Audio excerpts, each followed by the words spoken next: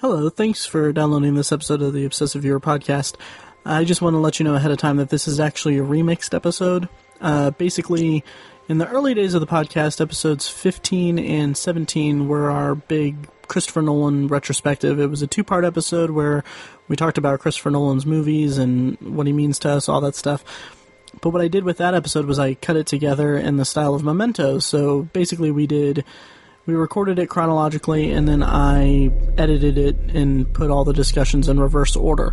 So in honor of our next episode, which is our big Interstellar review, which we actually just recorded at the time of this recording, and we went on for 90 minutes all about the movie, and it was a really good discussion. So in honor of that, I decided to recut our Nolan retrospective into chronological order. So this is a big episode, a huge episode, because it is two episodes put together. So yeah, if you guys want to listen to it, cool. If not, we have plenty of other episodes for you, including the Nolan Retrospective in reverse order, episodes 15 and 17. You can find all the episodes at obsessiveviewer.com or ovpodcast.com or anywhere else you find podcasts. Like iTunes or Stitcher. So anyway, just wanted to give you a heads up. Thanks for downloading, and hope you enjoy our Nolan retrospective from last year in chronological order. And check out the Interstellar episode dropping later this week. So thanks for listening, guys.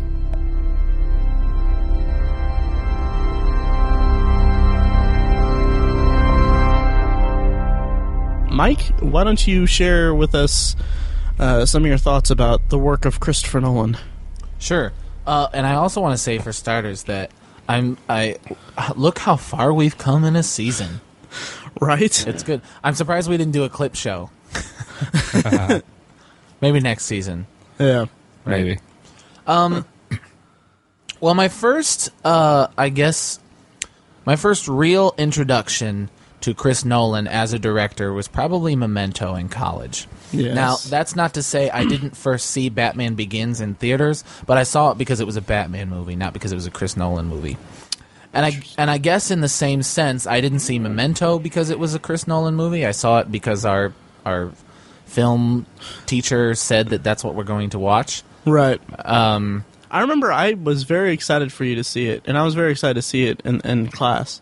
You were, and rightfully so. I loved it. I loved it immediately, and that's kind of when I was aware of this Chris Nolan guy. And I can't place exactly when we watched it, but was it after the release of Batman Begins on DVD? It was. Yeah. It was second semester. Yeah, definitely. Yeah, and the Batman Begins DVD came out in October. Mm-hmm. So I had even watched Batman Begins again just for the Batmanness of it, which I loved. I love that movie. So, but anyway, it was after I watched the DVD of Batman Begins, and then I saw Memento and fell in love immediately. And I couldn't wait for The Dark Knight, which I guess was a ways down the way. So I saw The Prestige after that, which I loved. Mm-hmm. Okay, that's very good. Tiny, why don't you share with us your feelings toward Christopher Nolan and how you came about being a fan of his? Sure. I think I first became a fan, much like Mike did, was when I saw Memento, but I saw it substantially earlier than Mike did. Mm-hmm. I think that movie came out in, 2001 or 2, maybe. Yeah. Anyways, 2000. saw it. 2000, sorry. 2000, okay.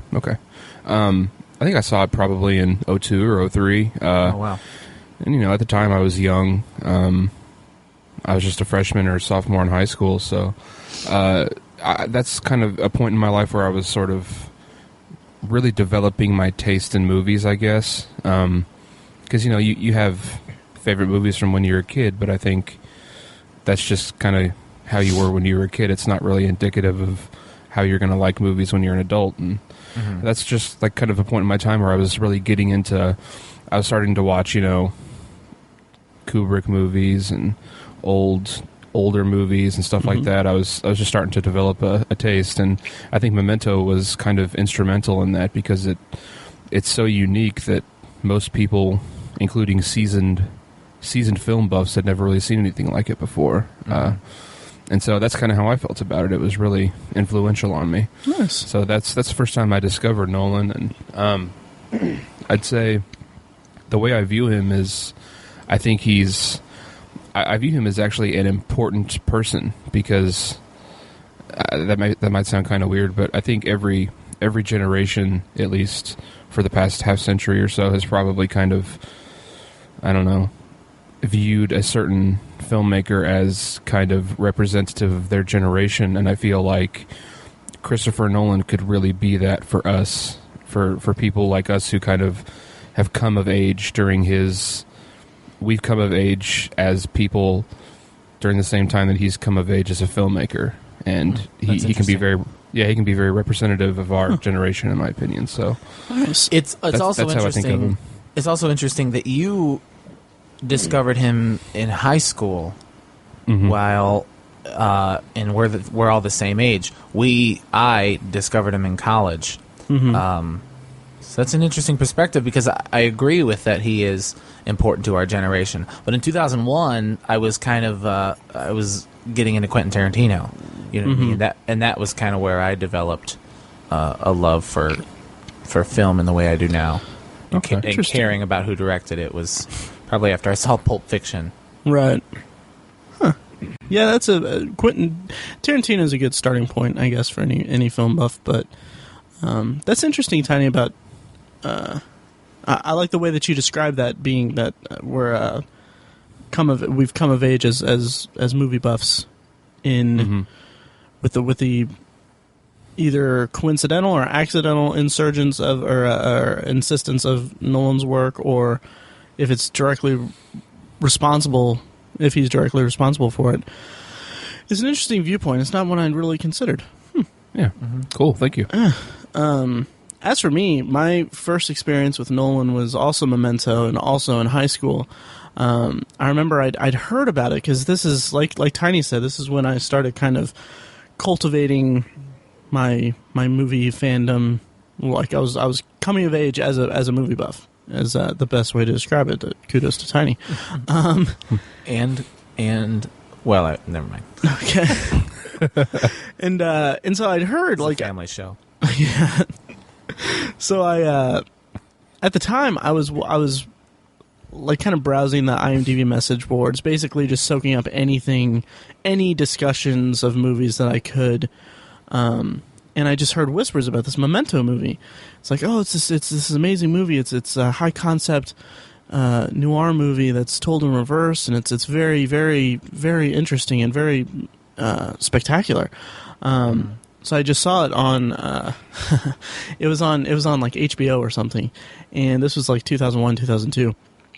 And I recorded, or I don't know if I recorded it, because I don't know if DVR was a thing yet, but I watched it. Like, it was like 3 a.m. I think, and I just watched it, and I was just like, I was blown away. And then I heard that he was making Batman, and I was just like, all right, okay. And it was interesting, because when I went to see Batman Begins, I didn't expect much, because I felt like I almost felt, and this is blasphemous, but I felt like he was kind of cashing in on it. Like, okay, he made his art movie with Memento, and I didn't know about Insomnia yet, but I was just like, okay, well, that's kind of a weird choice, but maybe he's just going mainstream. And as we'll discuss, it's not mainstream.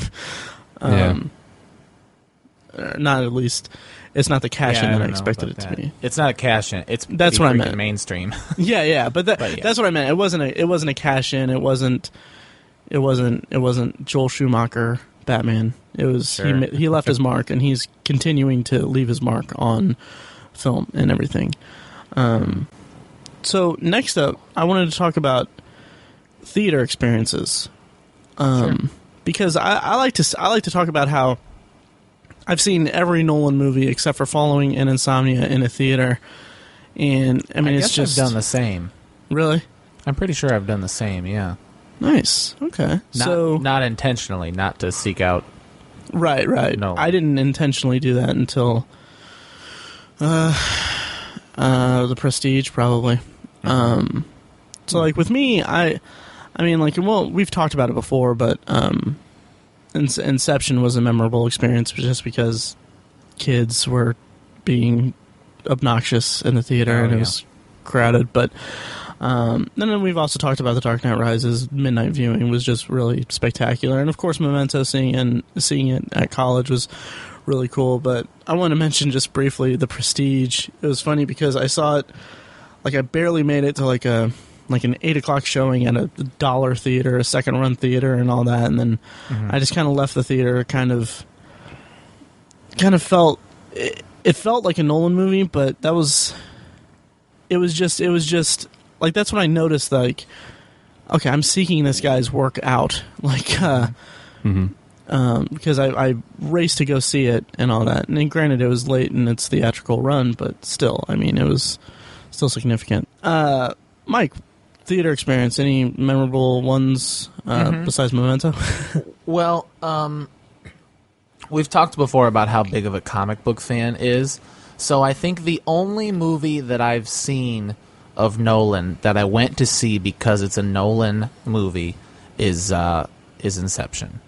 Nice. Right? Interesting. All of the others are because I love Batman and I want to see. I mean, I appreciate Chris Nolan and I appreciate what he did for something of which I'm a fan. But I went because it's a Batman movie, and I would have gone no matter who directed it. Right. You know what I mean? I went to Man of Steel even though Zack Snyder directed it. So I went to see Inception because it was Chris Nolan. I remember seeing the trailers and just saying, I have no idea what that's about, but I'm going to see it anyway. Yeah. And of course I was floored. I saw it with a girl that I was dating, and I dated briefly, and she didn't get a lot of it. I saw it with a friend and fellow nerd, and he and I were just laughing and appreciating every wow factor scene in the entire movie. So I left the movie with two overwhelming feelings. Holy crap, that was amazing, and holy crap, I gotta get out of this relationship. That's awesome. Yeah. Thanks, Christopher Nolan. Yeah. Tiny, how about you?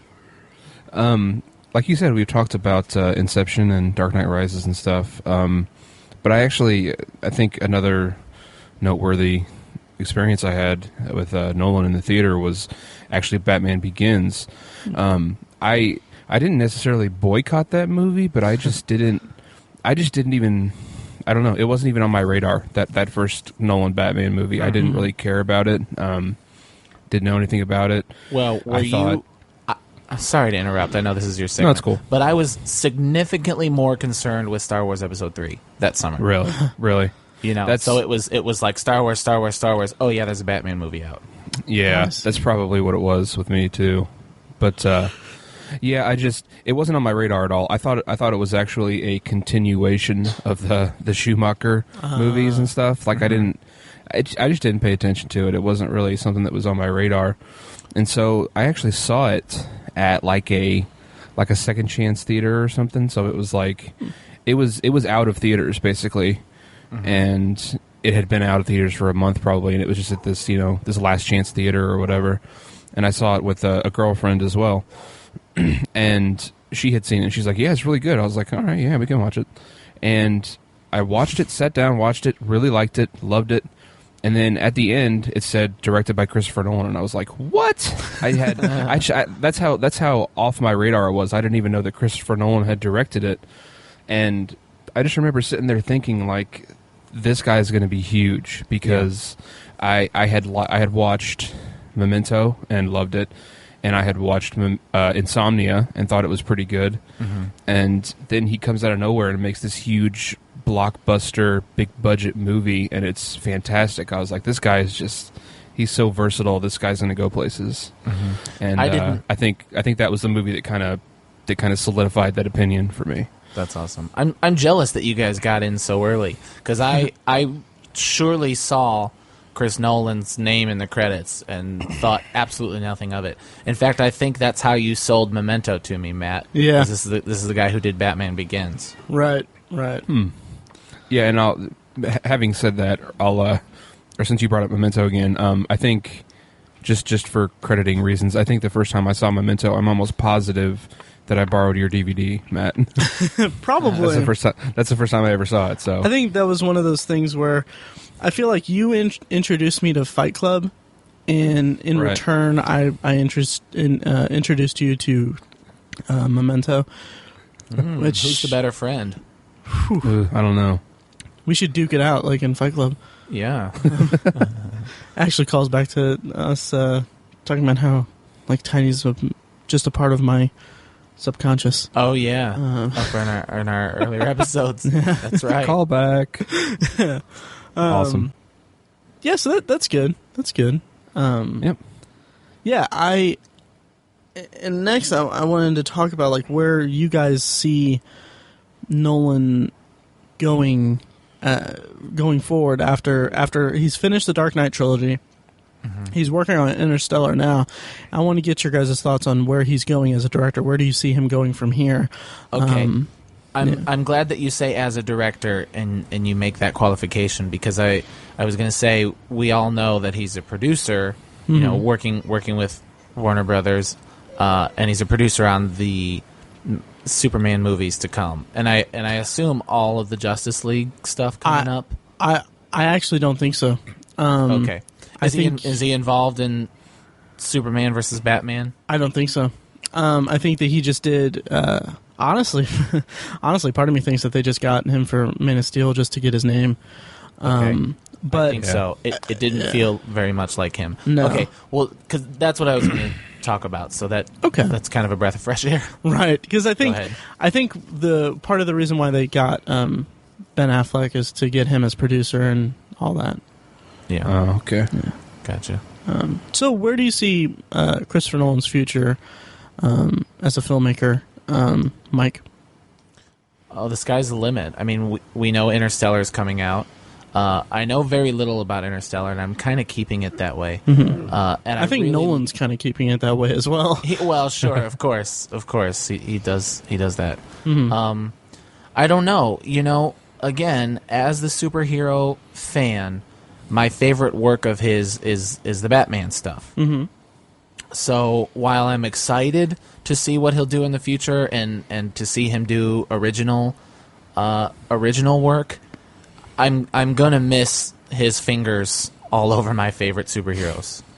You know, I'll rather than looking forward to what he is going to do, I'll just dream of the Spider-Man movie directed by Chris Nolan. You know what I mean? Interesting. Okay, cool. I see what you're saying. That makes sense. Yeah. Tiny, what about you? Where do you see Christopher Nolan's future as a filmmaker? Mike said that, you know, the sky's the limit, and I completely agree. He's one of the, like I said, I think he's literally important to the film industry. Mm-hmm. I think the sky is the limit, but I don't think he needs to reach for the sky on every single film. That's kind of how I feel about it, because since Batman Begins, everything he's made has been a pretty big budget, huge blockbuster. True. The Prestige maybe not, but it was still a pretty big movie. Yeah. And so I think he's continuing that with Interstellar. It's probably going to be a pretty big release, but I honestly I wouldn't mind him going back to doing something like Memento again, or Insomnia, kind of a lower budget, lower scale, just kind of a straightforward movie. Just develop some characters, just something kind of simple again, just to see that side of him again. I have no problem if he makes another 10 Inceptions, you know, 10 more huge budget movies that make $500 million. I have no problem with that, right. But I just think it would be an interesting exercise as a filmmaker to see him do that. Mm-hmm. Interesting.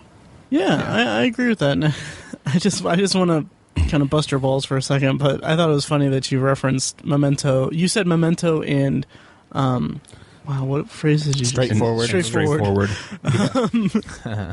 Yeah, that's not very accurate. Yeah, but I mean, with Nolan, I think you know what I meant. Like, with Nolan, nothing is really that straightforward. True. But that's interesting. I'll tell you where I kind of see him headed. Like we said, he's working on Interstellar right now. It's filming.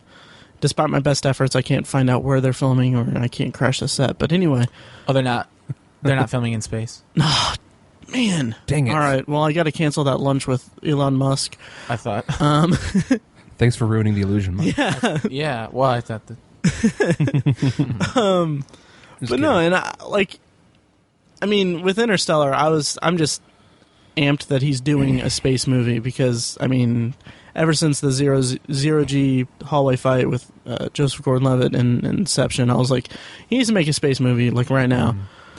To reference earlier in the podcast, that was when I said we laughed at scenes in Inception, my friend and I, when we saw it. That was the scene that was just so awesome. The only emotion we could muster was laughter. Oh yeah, like giddy Agreed. with excitement after Agreed. that scene. Right.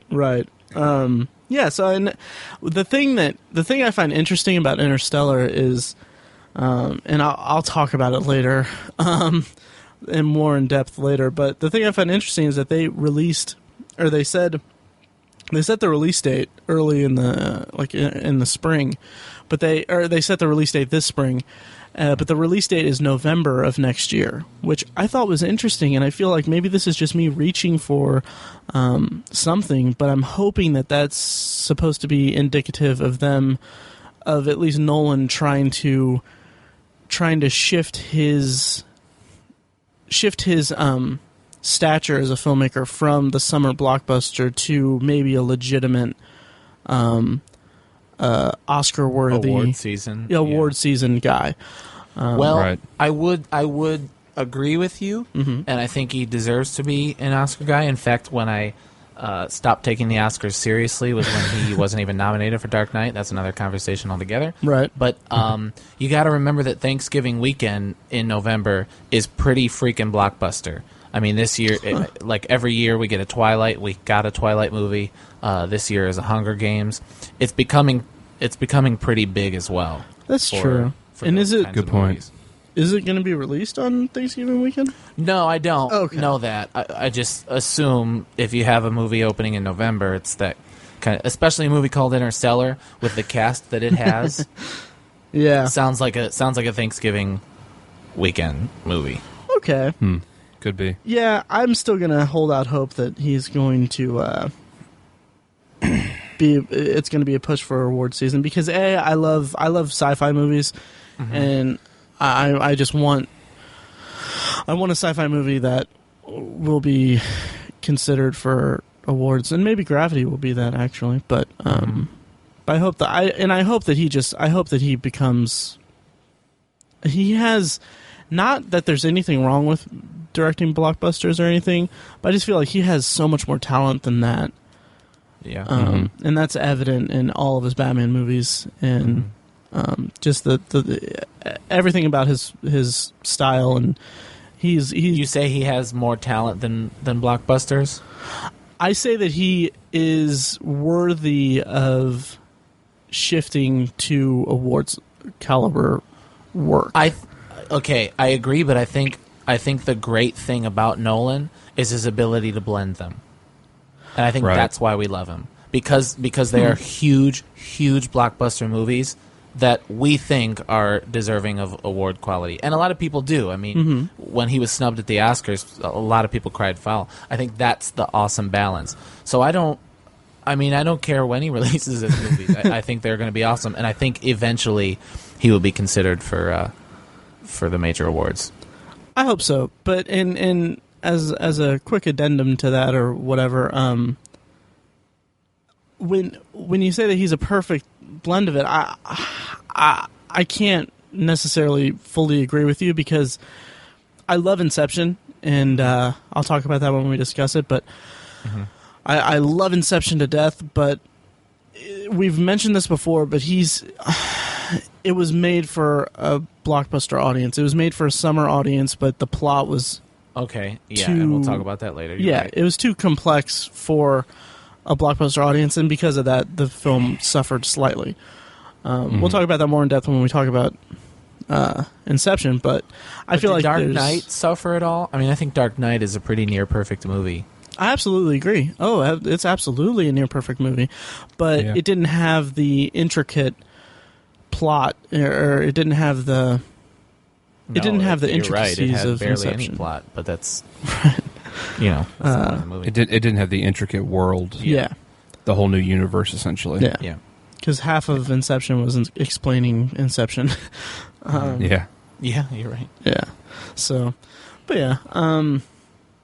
Any closing thoughts on Nolan? I wanted to mention and I would hope that he makes a Bond movie.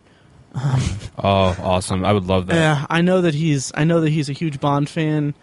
I just feel like it would be amazing to see him do it. Not that Sam Mendes needs to be dispatched from the franchise at all by any means, because I loved Skyfall, but I hope that he gets a crack at it at some point.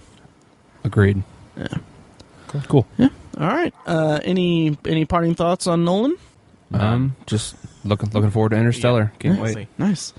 All right. Well, let's get cracking on actually talking about his movies individually. Awesome. All right. So first up is Christopher Nolan's debut movie, which is Following, a little independent movie. A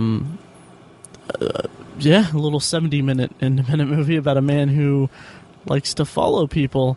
Yeah, it was really short. It was very short. And Mike, you just recently watched it for like the first time, right? I did. I watched it, I don't know, 4 days ago, in terms of like when we recorded this podcast. So, Right. a week ago or so. Okay. What did you think of it? I liked it a lot. I was kind of busy, so like I put it on and so lame. I kind of like worked out while I was watching it and kind of had my eye on it, and then I sat down at the computer and then finally got into it a little more as it went on. But I was a little thrown. I kind of had to pause and look to see like who these three guys were that kind of looked the same. And it wasn't until I, read up on it and realized they were the same guy. But I liked it. I enjoyed it. Nice. Cool. I liked it quite a bit too. It's kind of my go-to thing whenever I tell people about it is that you can see the inner workings of Nolan's like genius, or the early parts of his brilliance. Yeah, exactly. In terms of plotting and everything, and it's interesting to note that this was the first. This is one of only two of his movies that are actual, just completely original to him, because like Memento is based on a story that his brother wrote. The Prestige is based on a book, and did he write Inception by himself? He did. Okay, he did. Okay. Yeah, okay. Yeah, he did. And it's just it was a good flick. It was a good flick and a good. It's always fun to watch filmmakers in their early days when they're still kind of rough around the edges. It kind of reminds me of Darren Aronofsky's Pi, which I don't like. This is far superior to Pi, in my opinion. Okay. I'm either or on it. I've only seen Pi once. Yeah, I haven't seen that in so long. But yeah, Tiny, what did you think of Following? I liked it as well. I think it's a movie that's kind of, once you get past the feel of it, I think it's because you can tell that it's such a super low budget movie. Once you get into it and you get past that feeling, you really start, you get into it and you start connecting with the characters and thinking about it and all that stuff. It's a cool movie, and it's definitely something that could have, I think it would have been vastly improved by having a big budget or having more of a budget. Right. And not just, I like the choice of making it black and white. That's not what I mean. It's just, it's just the way that it feels like, the director, the filmmakers like put it, they had to film it in their own apartments and stuff like that. Yeah. So I think it would have been an even better film with a budget. But I liked it. I thought the performances were pretty good too. Me too. Yeah, that I think is what stood out to me. Unknowns as far as my knowledge of movies. I didn't know. I knew who nobody was in this movie, and I had to say I was impressed with the performances, specifically the thief, the burglar. Mm-hmm. I thought he was particularly good. He was really good. He was really good as a kind of just a sketchy guy. Yeah, sketchy guy with charisma. Yeah. Oh, definitely Charming. Yeah. He was a great criminal. Absolutely. Like a con man. Yeah. Totally. Yeah. Totally. I thought I was really impressed by the fact that a first time filmmaker, at least a full budget film and everything, he chose to make it like a non-linear story. He interspersed different timelines throughout each other. It wasn't just straightforward linear movie.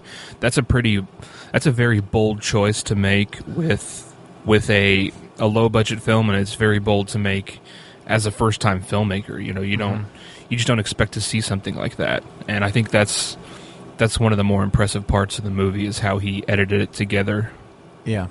It leaves you guessing. You see the bruises on his face, and you're suspecting that he got roughed up, but you're not sure how it happens or when it happens, and you're kind of waiting to see. Yeah. Right. Absolutely. And it's interesting that I feel like it was a I feel like it was like kind of a film school kind of thing. I don't know if it is or not, but it felt like a very like he was learning himself. Nolan was learning his style, and obviously nonlinear storytelling is a very big style for him as a filmmaker even today. And it was cool to see him cut his teeth in that. It felt like he was experimenting with a storytelling style that would go on to treat him very well. Yeah. And I just got a huge kick out of it. Did you guys see the estimated budget for the movie? Yeah. $6,000. $6,000. Wow. Mm-hmm. That's crazy. Yeah. How did you guys find the movie? Like, how did you guys come about hearing about the movie and subsequently watching it? Through Matt. Right. Through Matt, he said, this is one of his earliest ones. Have you ever seen it? Nope, probably won't. Nope, probably won't. Which I don't know why, because it's so short. It's just a quick watch. Yeah. But to be honest, I watched it for this podcast, and you guys said it was on Netflix. Nice. So glad I did, though. I don't remember how I came about it. I know that it was because it was Nolan. It was long after I'd gotten into Nolan. So I think that it may have just been I was seeking it out just to complete my viewing collection of Nolan movies. Right, and I'm guessing that's how most people found it. The way I found it was actually really cool. One of my uncles, he's a huge movie buff, but he's really like at the time he owned a business, and so he was super busy. He didn't have a lot of time to watch a lot of movies. So whenever he watches something, he really chooses something that's going to be worth his while. And at the time, he was living in Singapore. And he lived there for like 10 years, and so he couldn't get his hands on everything. And a lot of stuff he had to watch, he would buy in bootleg form, like down at the local market and stuff like that. Huh. And so that's the first way I saw the movie was when I was visiting him. Sometimes I would go like 2-3 years without seeing him. So we would usually talk about movies when we saw each other, and it was always a really great discussion. And he just kind of pulled out this generic. It wasn't even a generic CD case. It was just like one of those clear plastic CD cases. It wasn't even a DVD case. And he had this DVD of Following that he had bought for like 3 yuan, which is I think that's the Singaporean currency. So he bought it for like essentially like 50 cents or something like that. And he was like, yeah, the Christopher Nolan, the guy who made the Memento movie. I was like, yeah, it's an awesome movie. I love it. He's like, well, this is his very first movie he made in England. And I was like, whoa, that sounds awesome. And I borrowed it from him for like a year until I saw him again. And that's the first time I saw the movie. And it was just a kind of a cool little thing to share it with my uncle that way, who I didn't get to see very often. Oh wow, cool! That's awesome. I never heard that story. Yeah, that's cool. It's kind of cool. Nice, awesome. Not that any of us here at the Obsessive Viewer condone bootlegging or piracy of any kind. Yeah, boo, hiss. Never. Never. I watch it on Netflix that my parents pay for. Nice. Awesome. Yeah, so it's a great movie, and it's definitely, it's got a bunch of elements that will do. That's just, it's really well done. I would say, especially for what it is. It's this independent movie, like we said, $6,000. Right. It's just, and it's really, it's clever. It's clever, and that's one of the big takeaways for me with the movie, is that it's basically a good introduction to what Nolan will eventually become, this kind of clever storyteller with very intricately plotted and like just nonlinear storytelling at its near finest, because especially for what it is, this independent movie. Definitely. Yep. Agreed. All right. Memento? Let's talk about Memento. All right. Let's do it. His breakout movie, I would say, at least in the neo-noir sort of indie movie arena. Right. So to get things started off, I think we already covered this a little bit, but what was your guys' first experience with Memento?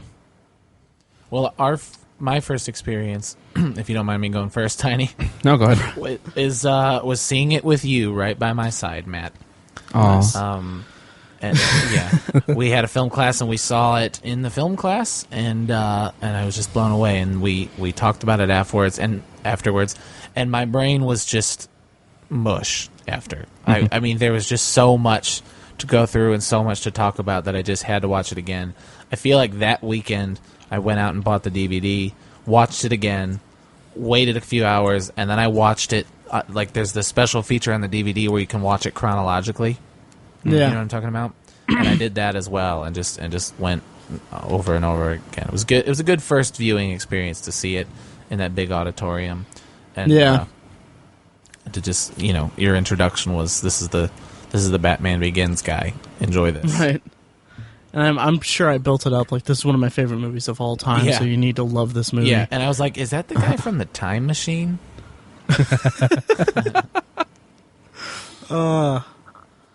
Nice. Awesome. Yeah, and I loved seeing it in the theater. I was floored by that. Mm-hmm. I don't even remember any of the lecture that we had for that. What was the point of watching that movie? I mean, they always had a point. They always had the... Yeah. Was it... were they just talking about... I think he was talking about, like, editing. Editing? Okay. Yeah, that makes sense. Probably. Why was this in... Is it part of it was in sepia, right? All the... Right. Yeah, stuff in something like sepia. And I think we were talking about, why is this stuff in sepia? Why is this stuff in color? Right. And then interestingly, how the character evolves over the time, but only because we get the evolution of the character. Right. So, yeah. It was cool. It's it's a great movie. Tiny, how about you? What was your... I think you already mentioned that you borrowed my DVD, but what was your initial reaction to the movie, I should say? I was equally as shocked by it. It was the first time that Chris Nolan ever reached into my brain and flipped it upside down and punched it, and then put it back in there. It was like it was roughing up a suspect. So yeah, I was blown away by it initially. Even as a 15, 16-year-old, I was blown away by it. I had heard from so many people that it was so good, and I finally just broke down and borrowed it from you. And I think I went out and bought it within a month or two as well, and I've probably watched it at least 7 or 8 times since. Did you buy the DVD absolutely. that looks like a case file?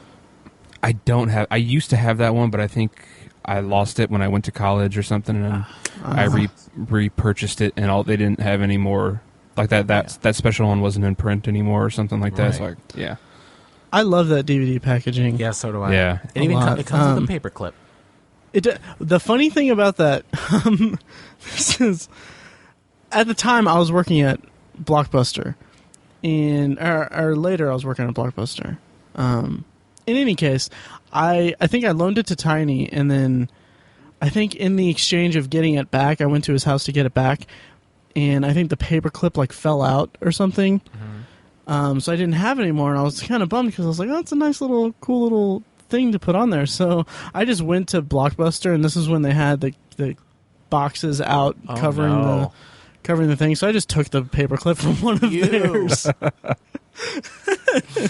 And that led to the downfall of Blockbusters across the nation. Single-handedly bankrupted Blockbuster. I did. Blockbuster's going to get their legal department after you. Yeah. And now I'm going to be on the run. We're losing our paperclips. We don't make any money anymore. Our pets' heads are falling off.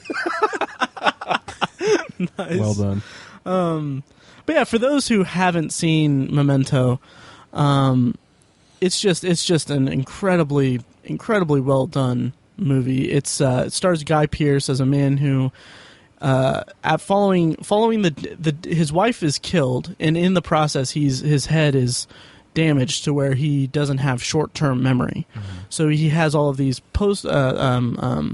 these notes and these Polaroids of things that he needs to remember as he hunts his wife's killer. And the big and tattoos, yeah, for the big clues he has tattoos. John G. raped and killed my wife. Mm-hmm. Find him and kill him.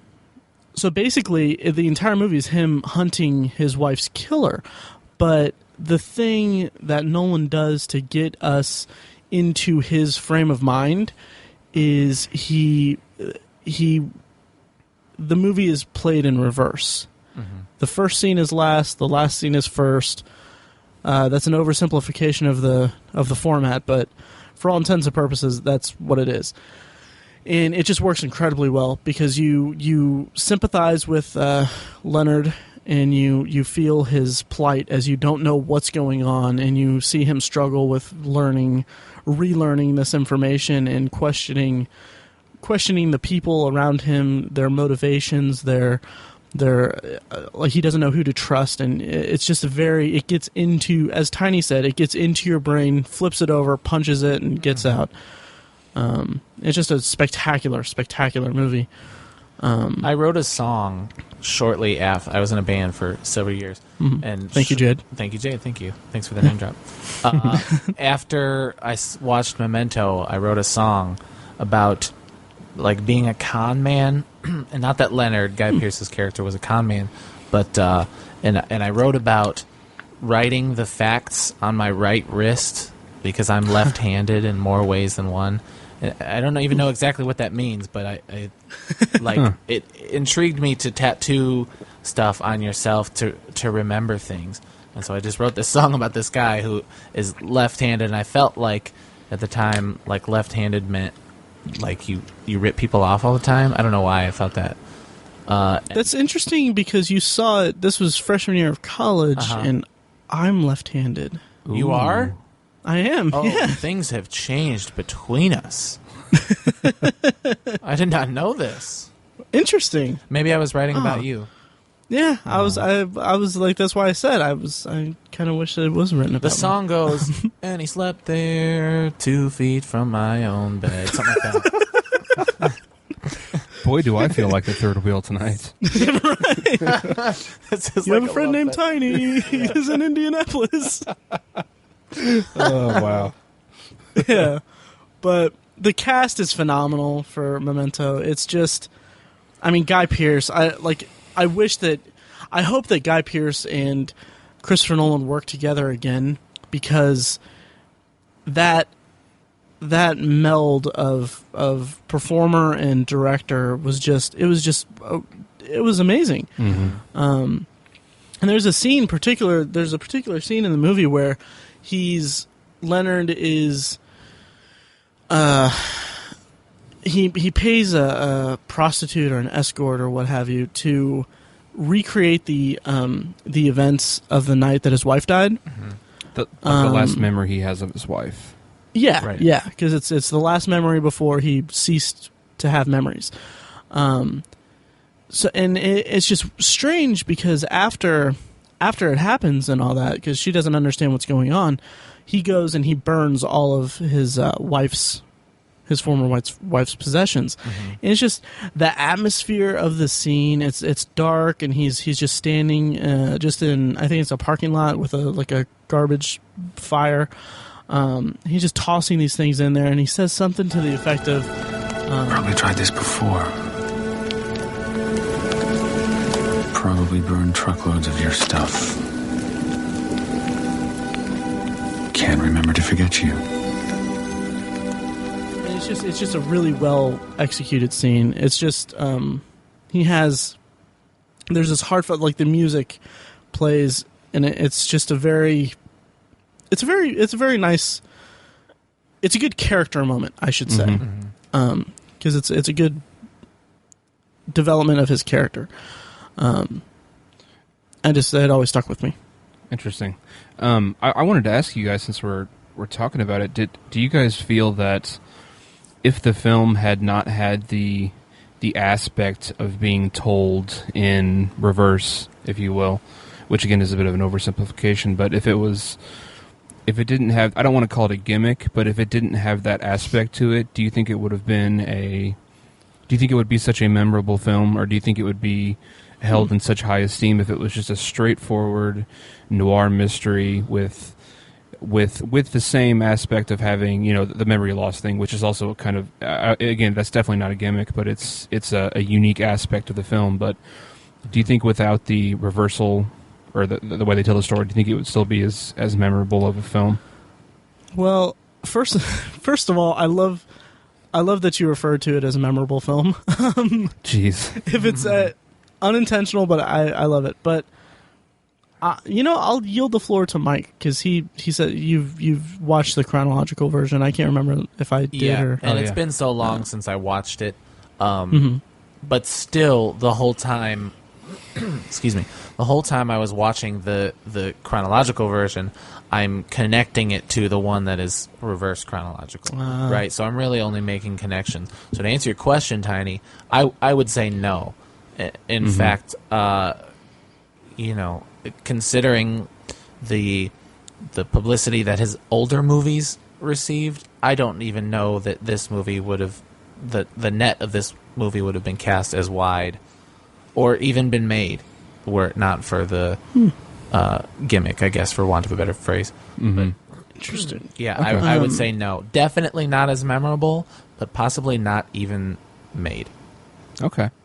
I would say that it's for lack of a better word, it is slightly gimmicky, but it also not so. It's not. Well, the word gimmick has a negative connotation to it, but it does. That's not. It does. Memento is definitely not that. You couldn't. I don't think you could even make the argument that it's a gimmick. Really, it needs its own term. Yeah, it is a stylistic choice by Nolan that serves the story almost as much as anything else. Right. It's very integral to the story he's telling, because when you watch it chronologically, early on in the movie, I mean, spoiler alert, you find out, I'll keep it vague, but you find out characters' intentions by the end of the movie as we see it, or beginning of the movie as chronologically as we see it. So to watch it chronologically, I mean, obviously they'd have to make some script changes or whatever if they were never going to do the reverse editing. But you see the intentions from the start, and it would kind of cheapen the experience. Not that there's anything, not that it wouldn't still be an engaging movie, but it still would lose something in that translation because it's so integral to the story that is being told. Right. Yeah. And I think it's the reason why I think it's so important to the film is that the character of Leonard, he lives his life essentially in scenes. That's how he lives his life. It's scene after scene after scene. That's how he lives his life, and that's how movies are. Movies are a collection of scenes, and because they have to be, you couldn't have, if you told a movie in real time, it would be 10 hours long, or 3 days long. So that's how films are naturally. They have to be that way. So you couldn't really capture the aspect of how Leonard lives his life through traditional storytelling. It had to have that different aspect to it. It had to have that style choice, as you called it, Matt. So it's not a gimmick for that. It is a way. It was the perfect way to illustrate how the character of Leonard lives his life. That was a perfect way to demonstrate it. You couldn't do it through traditional storytelling. Right. Yeah. Cool. It's good. Anything else about Memento, or should we move on to Insomnia? I say move on. I say move on too. All right. So up next is Insomnia. This is a bit of an interesting departure from the rest of Nolan's filmography in that he didn't write it or anything. He just directed it. And I just recently watched it, and it was okay. The lack of his wordsmithery, if that's a thing, was You just made it. You just coined it. Coined by Obsessive Viewer. Now, Wordsmithery. anytime anyone uses it, they're going to have to pay me, and this podcast is going places. But the lack of his writing was felt in it, for me at least. What did you guys think of it? Go ahead, Tiny. Okay. I had seen it probably 4 times. Oh, wow. And I watched it recently as a refresher. Yeah, wow. And I had always kind of held it in the regard that it's just kind of meh, just an okay movie. I will say, and maybe my Christopher Nolan bias plays into this, but I liked it a lot more watching it this time. I don't think I had watched it since Inception and The Dark Knight Rises came out. I kind of see Nolan's signature in it now, even in some of the simple stuff, like the way that the little chase scene in Insomnia is filmed, where Al Pacino and Robin Williams are running across those logs that are just floating in the bay. That's how they transport them, I guess. And they're kind of running across that. It just kind of had a bit of a Christopher Nolan feel to it. I guess I just detected a little more of a Christopher Nolan feel on this watch through than I had in the past. Interesting. You mentioned noticing some of Nolan's signature stuff. I noticed that too. That because the movie's about a detective who goes to Alaska, where it's just daylight around the clock, and he's investigating this murder of this young girl, and he's played by Al Pacino. It's just a really the young girl is played by Al Pacino. yeah, it's the role of a lifetime. Yeah. But it's interesting. It's an interesting movie. The plot is interesting. I'll give it that. I'm not completely discrediting the plot. It's just that with Nolan's signatures as a director were present, but it was just not his signatures as a storyteller weren't there, and that kind of made me miss something. I'll agree with that. That's a good point. Okay, thank you. But It's unfortunate, though, isn't it, that we have to have his writing? Is that perhaps a slight to Chris Nolan that he does not play well with others?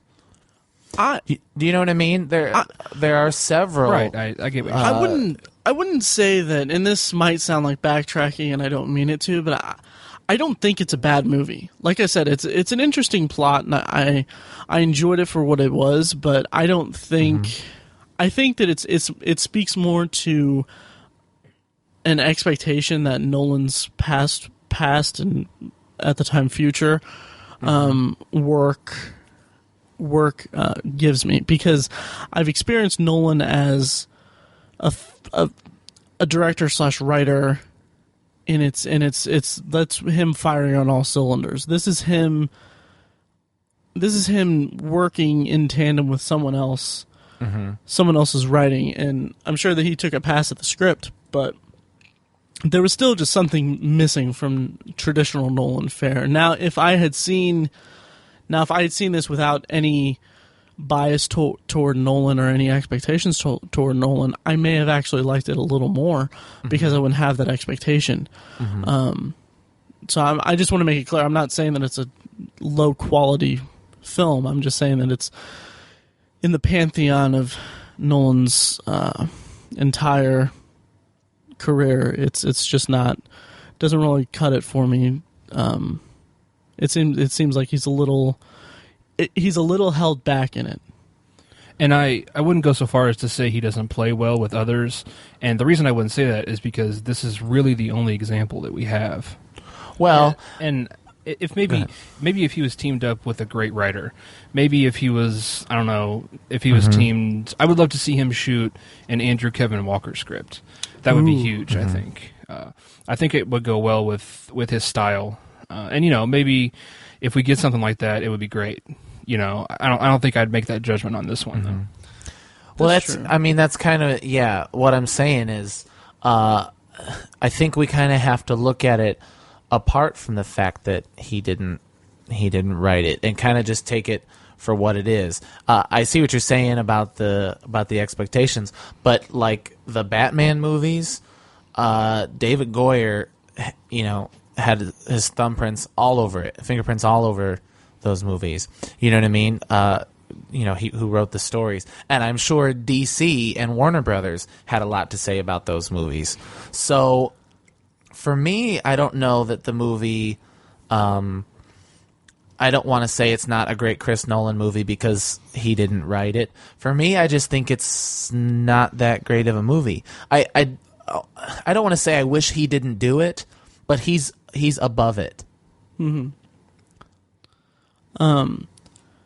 Just real quick about, I agree with you, but bringing up David S. Goyer, I feel like that's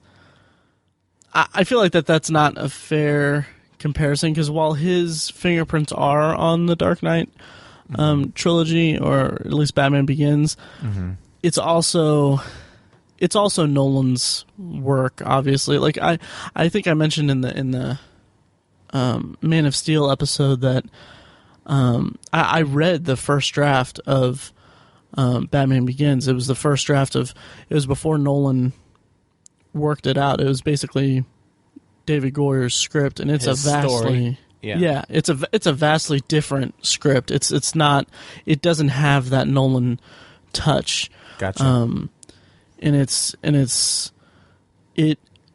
the memory of that lessened the blow of how awful I thought Man of Steel was, because it was as soon as I saw it was written solely by David Goyer, I was like, okay, well, that makes sense. Yeah. But yeah, and going back to seeing Nolan's signatures in Insomnia, I forgot to mention that one of the things that I noticed that is very Nolan-esque is that Al Pacino's character is he can't sleep throughout the movie, and there's like flashes of what he's thinking about, and like it's very quick kind of flashes to the murder he's investigating, to some of the other darker kind of things in his past.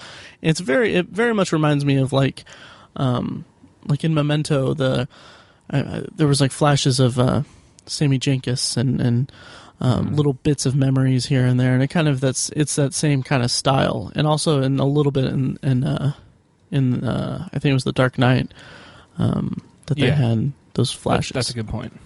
Yeah, that's funny.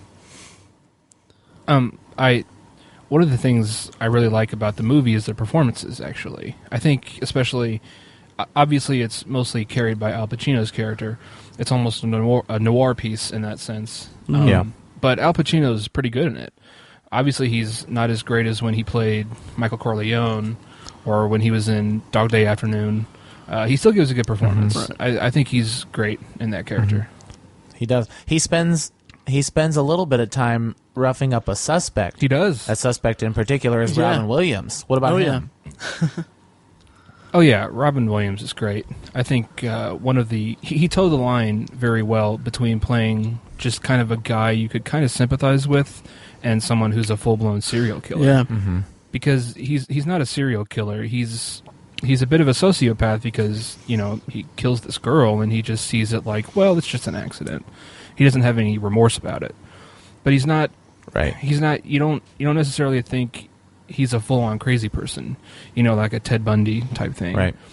He's just he made a really good performance, especially with his personal conversations with Al Pacino. Those are some really good back and forths between some seasoned professionals. Yeah. It was the period in Robin Williams' career when he was doing the serious thing, of which I wish there was more. Me too. Me too. I was just going to say that this and 1 Hour Photo are really good examples of his. Maybe the only examples of his doing darker well, turns. and Patch Adams was like him dipping his toes in the water. Right. Well, and and these were... Don't forget the movie Awakenings from the 90s. I think that was his first Oscar nomination. Awakenings. And Good Will Hunting. Yeah. Right. We're getting all over the place. What's Awakenings, real quick? It sounds familiar, but I can't place it. Awakenings was a film from, I think, 1990 or 91, and it takes place in the 1970s or 69 or something like that. And Robin Williams plays a doctor in a mental institution, and he has a group of patients who are afflicted with encephalitis. And these people were basically just shut down. They didn't speak, and basically they were just vegetables. And this doctor, played by Robin Williams, kind of runs tests on them and finds that their brains aren't shut down and they can still react to things. Oh, wow. And he tries out this drug on them, and it actually cures their affliction. And he literally wakes these people up.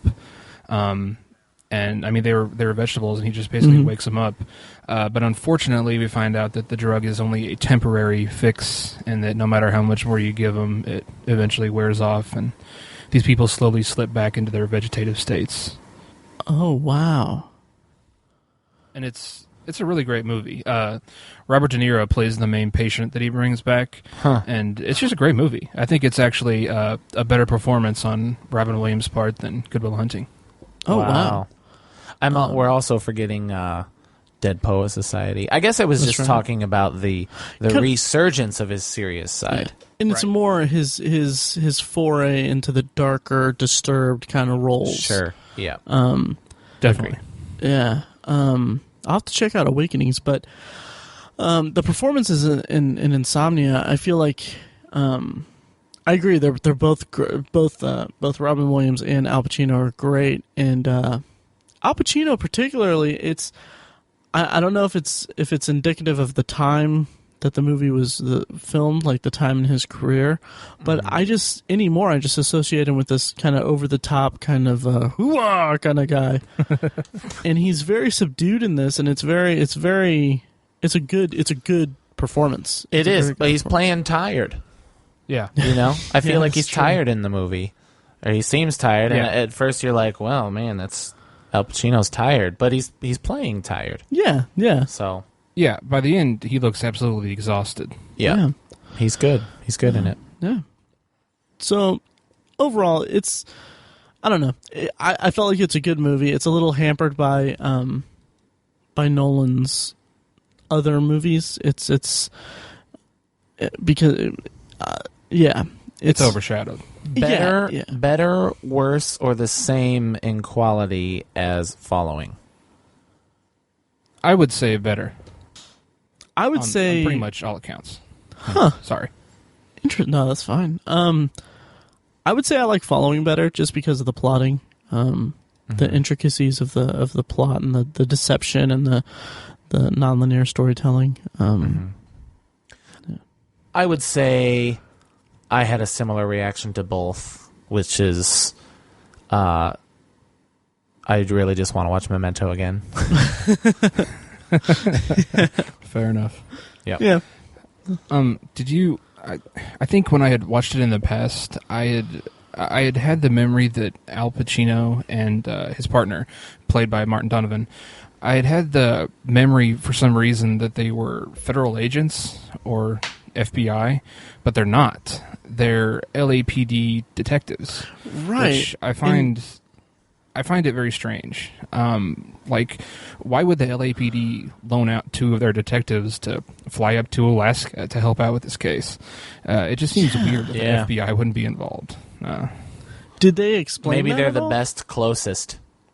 Oh yeah, Right. Maybe Washington State's not getting it done, right? So they got to send these guys. I think it's just strange to me. it's partly explained by the fact that the sheriff of the town, I think it's called Night Mute. Yeah. The sheriff was clearly like old buddies with Al Pacino's character. And some of the guys at the LAPD were like old friends of his.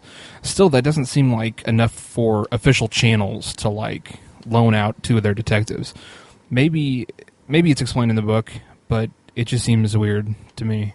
It's I think it would have made more sense for them to be like FBI agents. Right. It didn't like kill the film or anything. I mean, it didn't make it unwatchable. It was just weird, kind of a strange aspect. I guess I never thought of it. Yeah, it's part of my criminal justice mind. Yeah, that's true. And you say it's. I don't think it's. I may be wrong, but I don't think it's based on a book. I think it's based on a Norwegian movie. Oh, is it? I think so, and that may be part of that. Maybe it's something they just tried to adapt for the American thing, and they just kind of overlooked it. I guess I don't know. Either way, yeah. Like I said, just a strange aspect, I guess. Yeah. Cool. So. Yeah. Well, I think that about covers Insomnia. Yeah. I agree. Yep. All right. Any parting thoughts on it? No, I think we covered it. None whatsoever, and I guess that's very telling.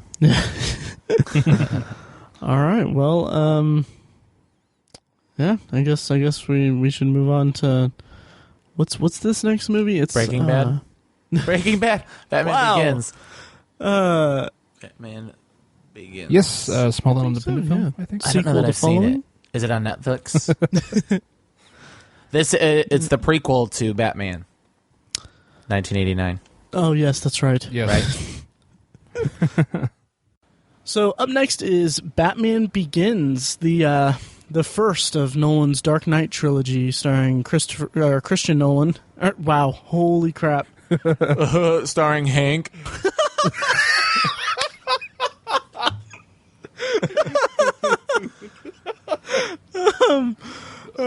For our listeners, that was a reference to the Breaking Bad bonus episodes that you'll hear. Yeah. I've heard.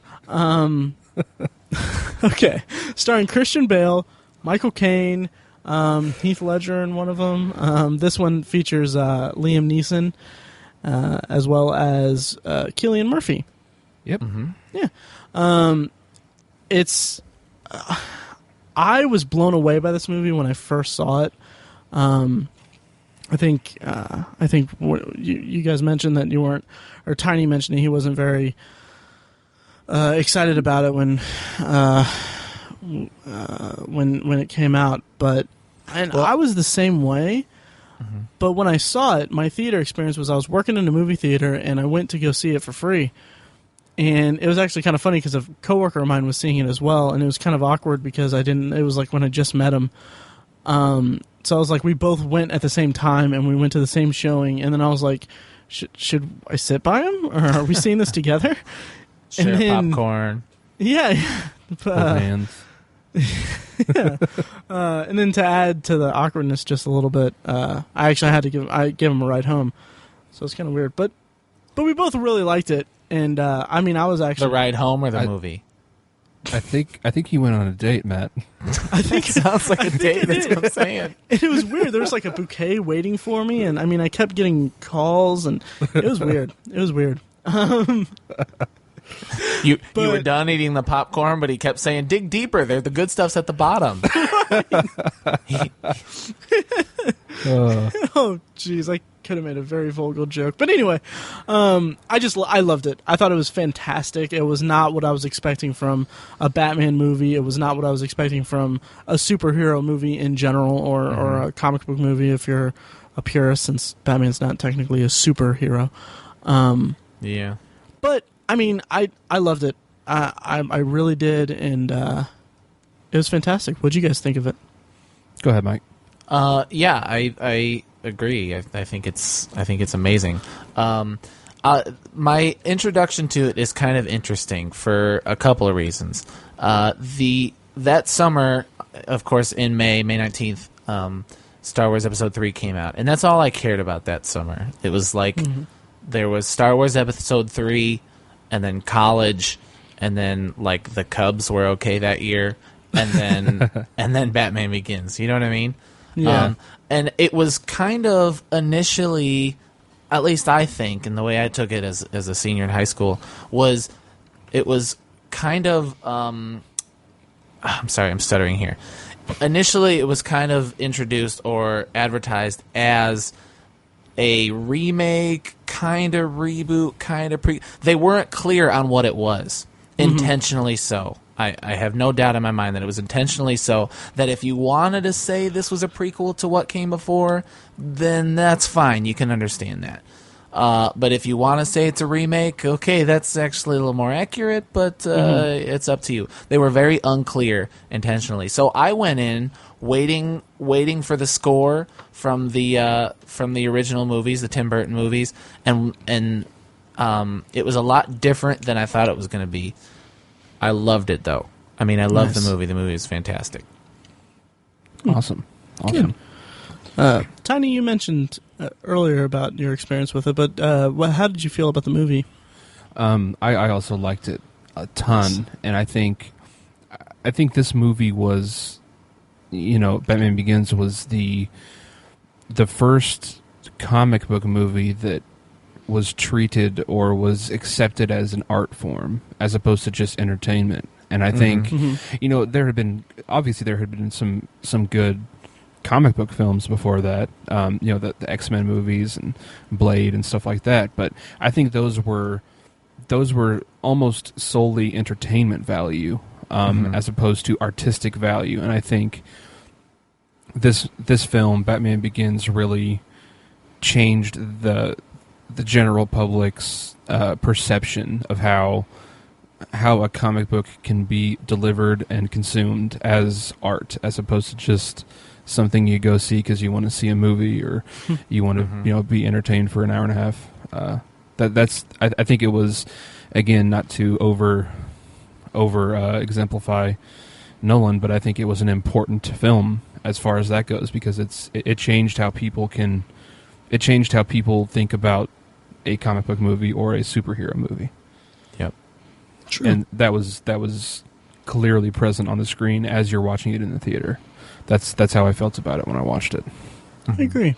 Yeah. Am I the only one? Do you guys share? I connect a lot of how I watch movies or moments with movies with the score and the theme, particularly with the superheroes, because I want that to be like the song I hear in my head when I see a superhero come on the screen. So, there was so much Danny Elfman in the originals and even the animated series that theme is I associated that with Batman as much as Donna with Jaws. Really. And so when that didn't happen in Batman Begins, I had to force myself toward the end of the movie to say, listen, you're just not going to get it, because it's not going to be a big surprise moment where they get this song. Kind of like in the original Tim Burton, where the Batwing goes into the sky and looks like the signal because it's in the moon, and they played the theme. I was waiting for one of those moments and never got it, but I had to just kind of ignore that. I did not have that experience whatsoever, because I was never really into Batman. I never really watched the original movies. Gotcha. But I will say that Hans Zimmer, he is just spectacular. His score for Inception is just on constant rotation on my iPod. I love it. He's fantastic. I actually think he should have been nominated for either The Dark Knight or Inception, or he should have won, because I think he was actually nominated for one of those. But I just think he's fantastic. If you listen to, this is dipping into Inception a little bit, but if you listen to his track Time, it's just phenomenal. It almost tells a story. And it's incredible. It's really fantastic, and that's present in Batman Begins as well. Agreed. And to answer your question, Mike, I had a similar experience as far as that. What you mentioned about the music and stuff. I was kind of expecting a superhero moment like that, but I wasn't I don't know. I guess I wasn't looking for it maybe as much as you were, but I thought that's what I thought it was going to be, that kind of movie, because that's what I expected from it. Yeah. But I was, just pleasantly surprised when it never came about, and when it totally changed. It totally found its own identity and became its own thing. Well, and where did you guys stand on the idea that it could be a prequel, but it certainly wasn't? I honestly didn't decide that it wasn't a prequel until The Dark Knight came out. Oh wow! It was that long where I wasn't sure. And but I mean, for the most part, I was like, well, it's not really. It's a bad prequel because it doesn't have a whole lot to do with it. But they definitely did not confirm. I don't know. They were very wise to not confirm that it's something new altogether until The Dark Knight came out. I don't think. Right. Well, I felt the same when I watched it. As I was leaving the theater and the days after, when I was talking to people about it, specifically, I remember talking to Matt about it, and I said, "So is this part of the previous Batman movies? Is it like the same universe? What's going on?" And I remember Matt saying that no, it's completely separate. It's its own. It's like a reboot, and I was like, okay, well then I love it. Then I'm glad that it's it's its own thing. They weren't trying to continue anything. Yeah, that's what it was with me. I just never questioned it being anything but a reboot, honestly. Oh, really? I didn't really follow the news about it. The only real piece of news that I remember reading before it came out was Batman fans being in an uproar about the Tumbler or the Batmobile. Oh yeah. Yeah, which I think it's worth mentioning that the high speed chase with the Tumbler on the freeways, and then where he goes completely dark and he's jumping from rooftop to rooftop. I thought that whole sequence was just fantastic. Yeah. Where he's transporting Rachel. Yep. Yeah, and also the scene where he's escaping from Arkham, and he takes the piece from his boot or whatever, and drops it down to signal the bats to come. I just thought that was just, I thought it was just incredible. A really good sequence. So it had sequences like that. It wasn't just this dark, gritty story about about your everyday billionaire who decides to fight crime. It was just this awesome action movie as well. And one of the things that also connected with me to it was the story of him saving Gotham, or wanting to save Gotham. Yeah. I thought that was just spectacular. Coming from me, like I've lived in Speedway, Indiana for most of my life, for at this point now probably half my life, I would say, over half my life. But so just having that small community kind of thing and seeing a depiction on the screen of a guy who is just trying to save his community just kind of resonated with me in some small way. I Is loved it supposed to be small? I don't think Gotham is that small. No. I know what Matt's trying to say. It's about it's about civic pride. Civic pride. There you go. Civic pride and civic responsibility. Gotcha. How it falls on individuals to come together. That's Yeah. Gotham, I agree. Yeah, Gotham is to Bruce Wayne what Speedway is to me, or Speedway is to Tiny. I swear, if you do one of those, I'm not saying I'm Batman, but Batman and I are never in the same room. Stupid jokes. I'm done on the podcast forever. No, you're not in the same room at the same time because he's a fictional character and you're an idiot. I hate those so much. I am wearing a cape right now, but yeah. All right, well, I need to get my costume sent back. This was the first time that we got the Batman growl in a movie, and I think the first time he does it is when he's roughing up that suspect. And I think the first time he does it is when he's roughing up that suspect in the alleyway, and he's asking where the drugs are. And then everybody had their impression of Batman after that they could do that. Did it bug people as much back then? I think it really started to bug people with The Dark Knight, but did it bug with you The Dark guys? Knight. It didn't bug me. It started with The Dark Knight. And even still, it didn't bug me in The Dark Knight. yeah, I agree. Yeah, it doesn't bug me either, but... I think bugs it's a lot of people. I think they maybe could have made a different choice as far as that goes. His Batman persona voice could have been something different. I mean, it would have been equally as stupid if he had been using like a British accent or something like that. But the growl was just kind of weird. I think the pinnacle of it was Dark Knight Rises when he's, "Where is the trigger? Where is it?" That, like, yeah, it's the that was the pinnacle. I don't so much mind when he shouts it and the camera shakes and you're supposed to fear him the way the villains are supposed to fear him. Mm-hmm. But when he's like, out of breath, and he's got a little bit attitude. That actually sounded like Sylvester Stallone in every movie. A little bit. It kind of did, yeah. I think the thing with him with that is that you mentioned the pinnacle of it being in Dark Knight Rises. I think that the big part that people had a problem with was in The Dark Knight when he's talking to Lucius. Yeah. And it's just the two of them with the big spy thing. Yeah. And he's using the voice, and it's like people get in an uproar like, oh, Lucius knows that he's Bruce Wayne, like why? And then I reconcile that with just saying he's in a character. Mm-hmm. Yeah. Well, yeah, and then they talk about when in The Dark Knight Rises when he says, "So that's what that feels like." He's talking to himself. But again, I agree. We're spending too much time on this because it really doesn't bother me that much. I'm just trying to figure out why it bothers other people so much. Yeah. Well, it is a popular aspect of the film that a lot of people have talked about. So yeah. Right. It's relevant. Yeah. Relevant. Relevant. One of my big things that I had trouble getting over, and make no mistake, I love this movie, and so I'm kind of just trying to play the devil's advocate here for us to have something to talk about.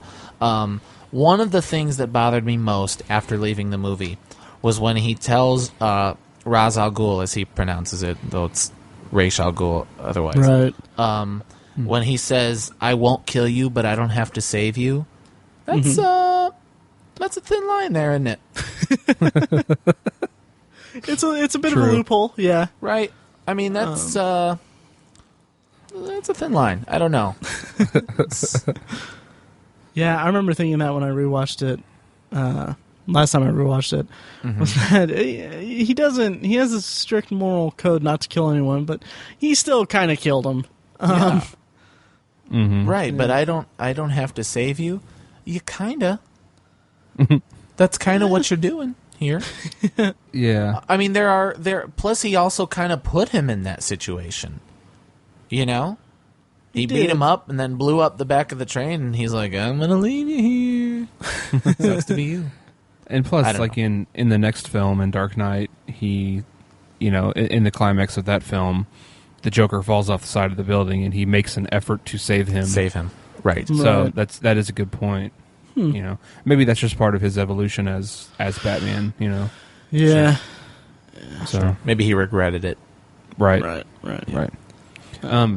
One thing I kind of wanted to mention about this trilogy, but I think it's also, it starts with Batman Begins, obviously, but I think it's also indicative of, or it's something that Nolan has done in a lot of his films. Maybe this isn't the right time to bring it up, but I can't think of a better time. His female characters, especially the character of Rachel in this trilogy, they seem to be very, very one-note characters that don't... I agree. Like, the character of Rachel exists solely as a love interest for Bruce Wayne throughout the films, and she doesn't really serve, especially in Dark Knight. She serves almost no purpose other than just as just as something the other characters work off of. Basically, she has no depth whatsoever. She's very shallow. Not an interesting character, and I think a lot of his female characters are that. I mean, like even the female characters in Inception were just they didn't have any. They had a very simple role. They weren't deep at all. I'm not saying he's sexist. The response to that is Catwoman. She's pretty True. awesome. Absolutely, that's the exception. And Anne Hathaway is pretty awesome. Yeah, that's the exception. And Talia al Ghul. Well, Talia al Ghul is not so much a woman as just a villain figure. Right. But Catwoman is very much a woman, and she's pretty awesome. I'll give you Ellen Page in Inception though. She's I was running through a mental list of all the female characters, and yeah, like I think Mike, I think he's mentioned in a previous podcast about Ellen Page, saying that Ellen Page in Inception, her character might as well have been called Exposition. Yeah. Basil Expositions. But I just thought it was a little bit unfortunate that, I don't know, she wasn't. First of all, I'm not a Katie Holmes fan. I don't think she's not a good actress. I don't think most people would argue that she is, but I did like Maggie Gyllenhaal better in the second one, but it was still just kind of almost an unfortunate character that I think is kind of glossed over when people talk about this trilogy. They kind of forget the fact that was kind of a dumb character. I mean, she wasn't not important. You know, she had some importance, some relevance in the trilogy, but just not real great. Yeah. Interesting. Yeah, I agree. And Rachel wasn't in the comics or anything like that. Right. And I mean, I agree. She was just.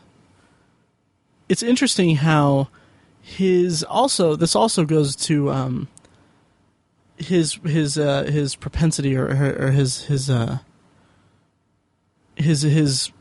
what's the word I'm looking for? His penchant.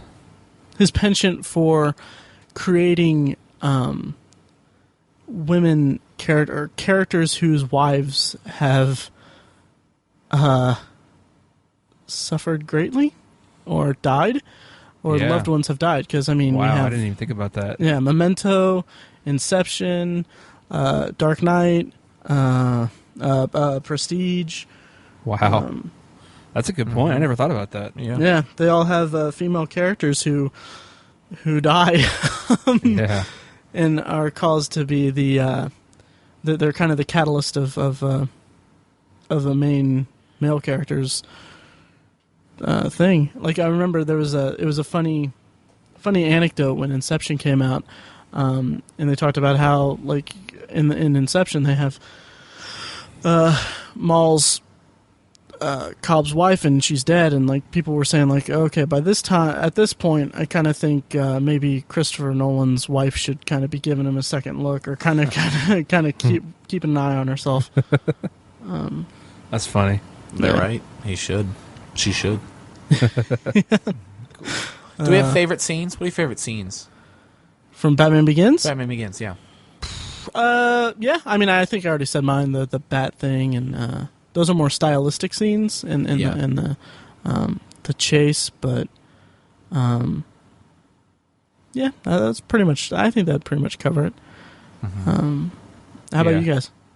Go ahead, Mike. I love the first. I love when he says I'm Batman. I love the beginning when he jumps on top of the limo. That whole sequence where they're frightened. That's exactly the tone that Nolan intended and that Batman intends. And I just love that. Again, it goes back to I love a little bit of horror. I love a little bit of terror, and I think that's very in the same ilk as a horror movie. That scene, yeah, and I appreciate that. Okay, I guess I would kind of go with an amalgam of scenes where Bruce Wayne and Ra's al Ghul are kind of training towards the beginning of the film when they're training still in China. Yeah. I kind of like when they have that sword fight on the ice and the subsequent scene around the campfire. That stuff I thought was just setting the tone for the whole trilogy, essentially. I think back to that sometimes, and from that movie specifically, from Batman Begins, I think that's probably my favorite part. Yeah, I agree. It's good. Also worth mentioning, Ra's al Ghul's wife, dead. Yeah. Also dead. Jeez. Yeah. And later on his daughter. Yeah. Yeah. Yeah, okay. Okay, cool. Should we move on? Sure. Let's do it. All right, now we come to The Prestige. This came my favorite right off Edward Norton and Jessica Biel movie. Oh, jeez. Reference to The Illusionist. That's one of those instances where Hollywood kind of, either by happenstance or by sheer ripoff, released two movies somewhat identical to each other within a short time frame. And they tried to make it seem like they weren't similar, but it's two movies about two magicians. Come on. Like Victorian era they were both period magicians, pieces. even. Exactly. Yeah. Yeah, I don't really even remember The Illusionist, but Yeah, I don't own it or anything. I remember kind of liking it. Yeah. we'll save that for the Ed Norton episode. Yeah. Yeah.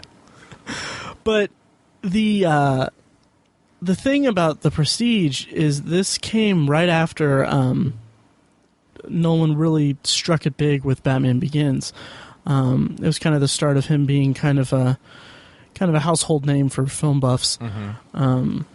Like he left his mark on Batman, or he started to leave his mark on Batman, and now he kind of dialed it back a little bit with The Prestige, which is still kind of a mind-bending movie. Mm-hmm. Brought back Christian Bale, got Hugh Jackman in on it, got Piper Perabo and Scarlett Johansson, and Michael Caine came back. It was also kind of the semi-start to more.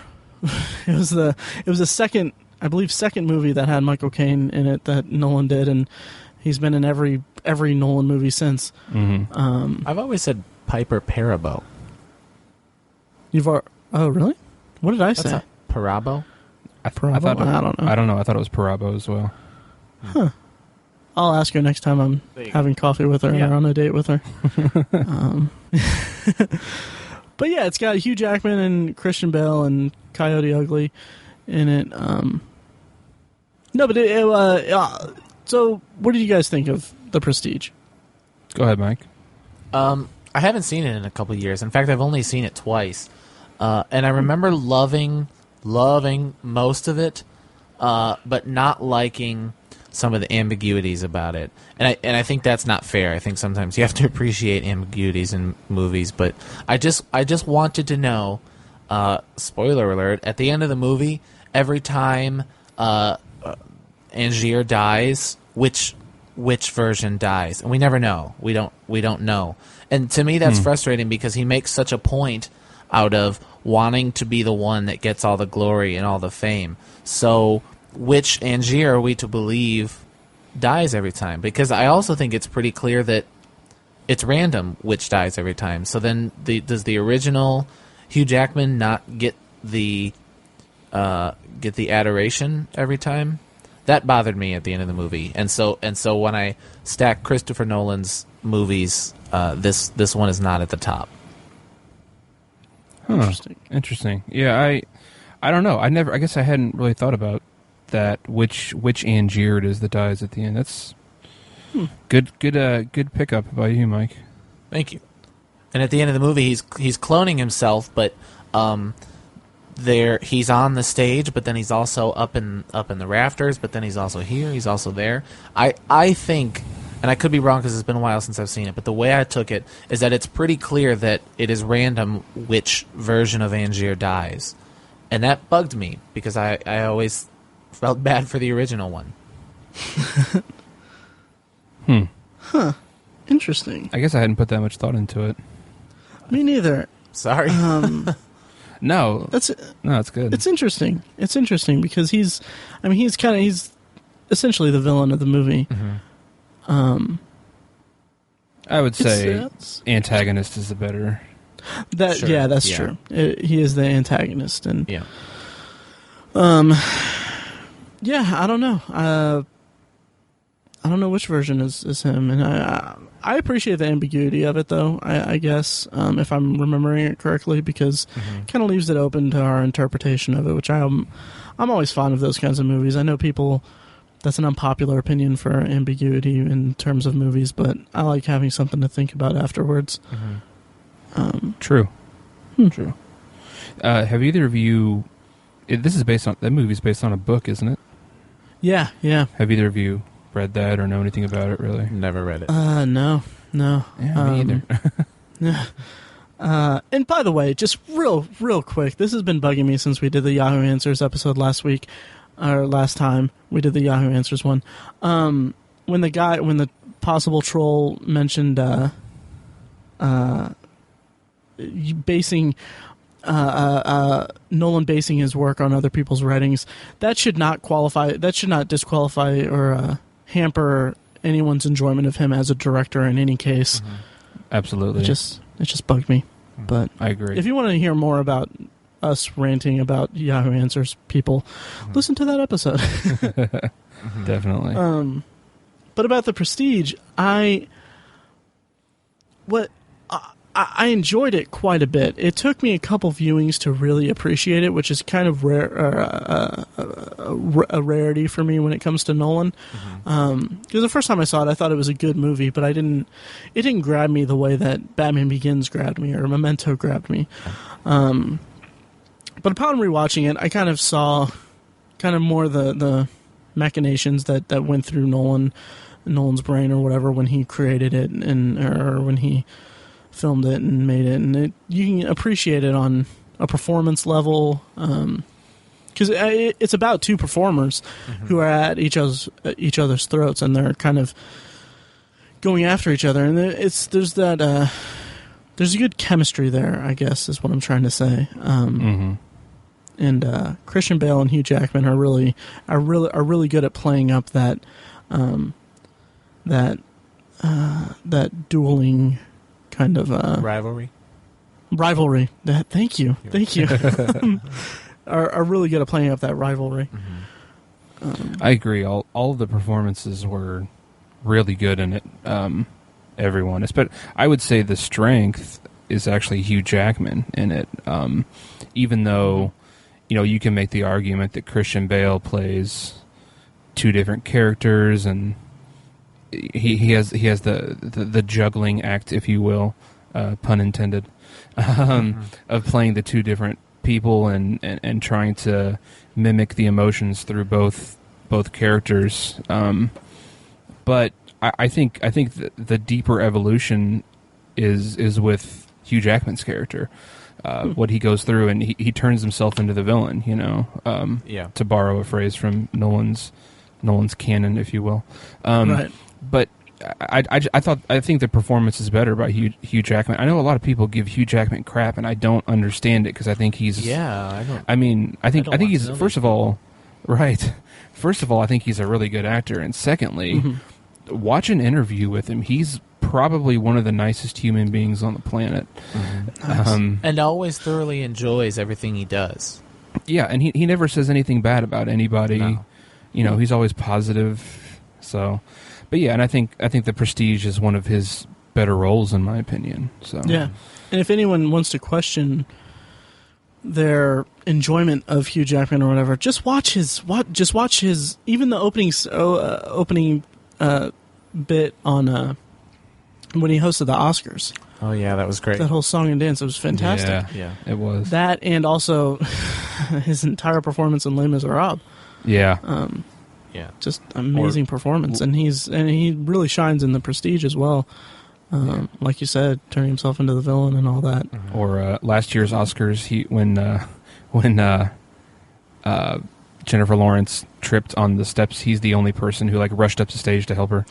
That's right. I remember that. As soon as I saw that, I was like, he is so awesome. Yeah, that's cute. He is awesome. He's just the best. Ish. He is. Yeah. So I'm looking at trying to figure out the ending a little bit more, but I'm reading this line that says that Angier specifically says, "It took great courage to go inside the machine, not knowing whether you'll come out and listen to the uproar or whether you would end up inside the water." I think that's pretty clear that it's random, but I guess does it clone their consciousness as well?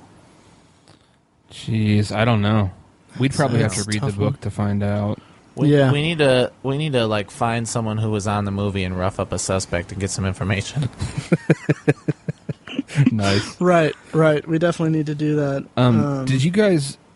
I've heard this from some people before, but did you feel like the kind of the twist, if you will, at the end, which I didn't necessarily think it was much of a twist, but the twist at the end that Christian Bale was.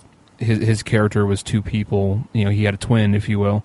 Did you guys think that was kind of duh? Obviously, I mean, I thought it was so obvious that there were two. There were twins because the character of Fallon was so just looked like a kind of like a chubby Christian Bale with a lot of hair and glasses. I guess I was distracted by everything that Angier's Hugh Jackman was going through that I didn't really notice. It was kind of like, oh. Okay, but a lot of people complained that while we got that realism that the movie kind of cheated when it came to science fiction. When the science fiction element was introduced. Yeah, that the movie kind of yeah. And so, I appreciate the reveal of the twist, which, to answer your question, yeah, I guess it did kind of get me a little bit. But I also feel like it cheated. Okay. I feel like it was a magic trick. It was they misdirected us with Fallon. It's an illusion, Matt. It's called an illusion. It's an illusion. No, but I just thought it was well executed, in my opinion. I didn't expect that he had a twin or anything like that. It played itself out well for me. I felt like it may have been just a little, in that first viewing, I felt like it was a little forced. Mm-hmm. But then when I rewatched it, I saw how the pieces fit together and how, when he ties the rope and it all comes back to being just an accident of not knowing which knot to tie. That just kind of brings it all together for me. And I understand, the sci-fi element is a little bit of a reach or a little bit of a stretch for the story that they're telling, I guess. But also, I thought it worked well in its favor upon review. But in that first viewing, or even first couple viewings, it kind of seemed maybe a little bit off key a bit, if you will. Okay. Let's analyze the three parts of the magic trick and why the movie is called The Prestige. Yes. All right. Every great magic trick consists of three parts or acts. The first is called the pledge. The magician shows you something ordinary, a deck of cards, a bird, or a man. He shows you this object. Perhaps he asks you to inspect it to see if it is indeed real, unaltered, normal. But of course, it probably isn't. I won't go on. The second act is called the turn. The magician takes ordinary something, makes it do something extraordinary. Now you're looking for the secret, but you won't find it because, of course, you're not really looking. You don't really want to know. You want to be fooled, but you wouldn't clap yet because making something disappear isn't enough. You have to bring it back. That's why every great magic trick has a third act. The hardest part, the part we call the prestige. Nice. What's the prestige nice. in this movie? I would say the prestige is Christian Bale being a twin. Okay. Yeah, I agree. Yeah. Kind of, like I said, it's kind of the seeing the inner workings of what happened. Seeing it being pieced together like that is kind of gives you a sense of kind of coming full circle with the story that's being told. Mm-hmm. Yeah, I would say it has to be that Christian Bale's character was a twin because that's the only magic trick that takes the entire movie to tell. Right. So that's what it pretty much has to be that. Okay. Would the turn be would that be the cloning? I don't know. Sure. I don't know either. Yeah. I would say the turn is Tesla. Maybe. When they're introduced to the character of Tesla and they realize that there's more to magic than just trickery. It's they're like you said, there's like a sci-fi aspect to it. Mm-hmm. Okay. So that's what I would say, Okay. Huh. And then the presentation would be the death of Angier's wife, I guess. Yeah. Yeah. Is that what it was? The presentation? Is that what it's called? The pledge. The pledge. The pledge. The first part is called the pledge. The first part is called the pledge. The pledge. Good old Michael Caine. Michael Oh Caine. yeah. I love Michael Can't go Caine. wrong with him. No. He's the best. Michael Caine never looks like he's acting.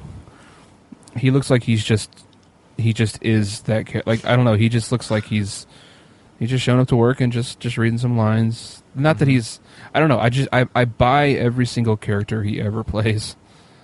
Right. He's just a great actor. Yep. Cool. Absolutely. Moving on. Yeah. Any parting thoughts on The Prestige?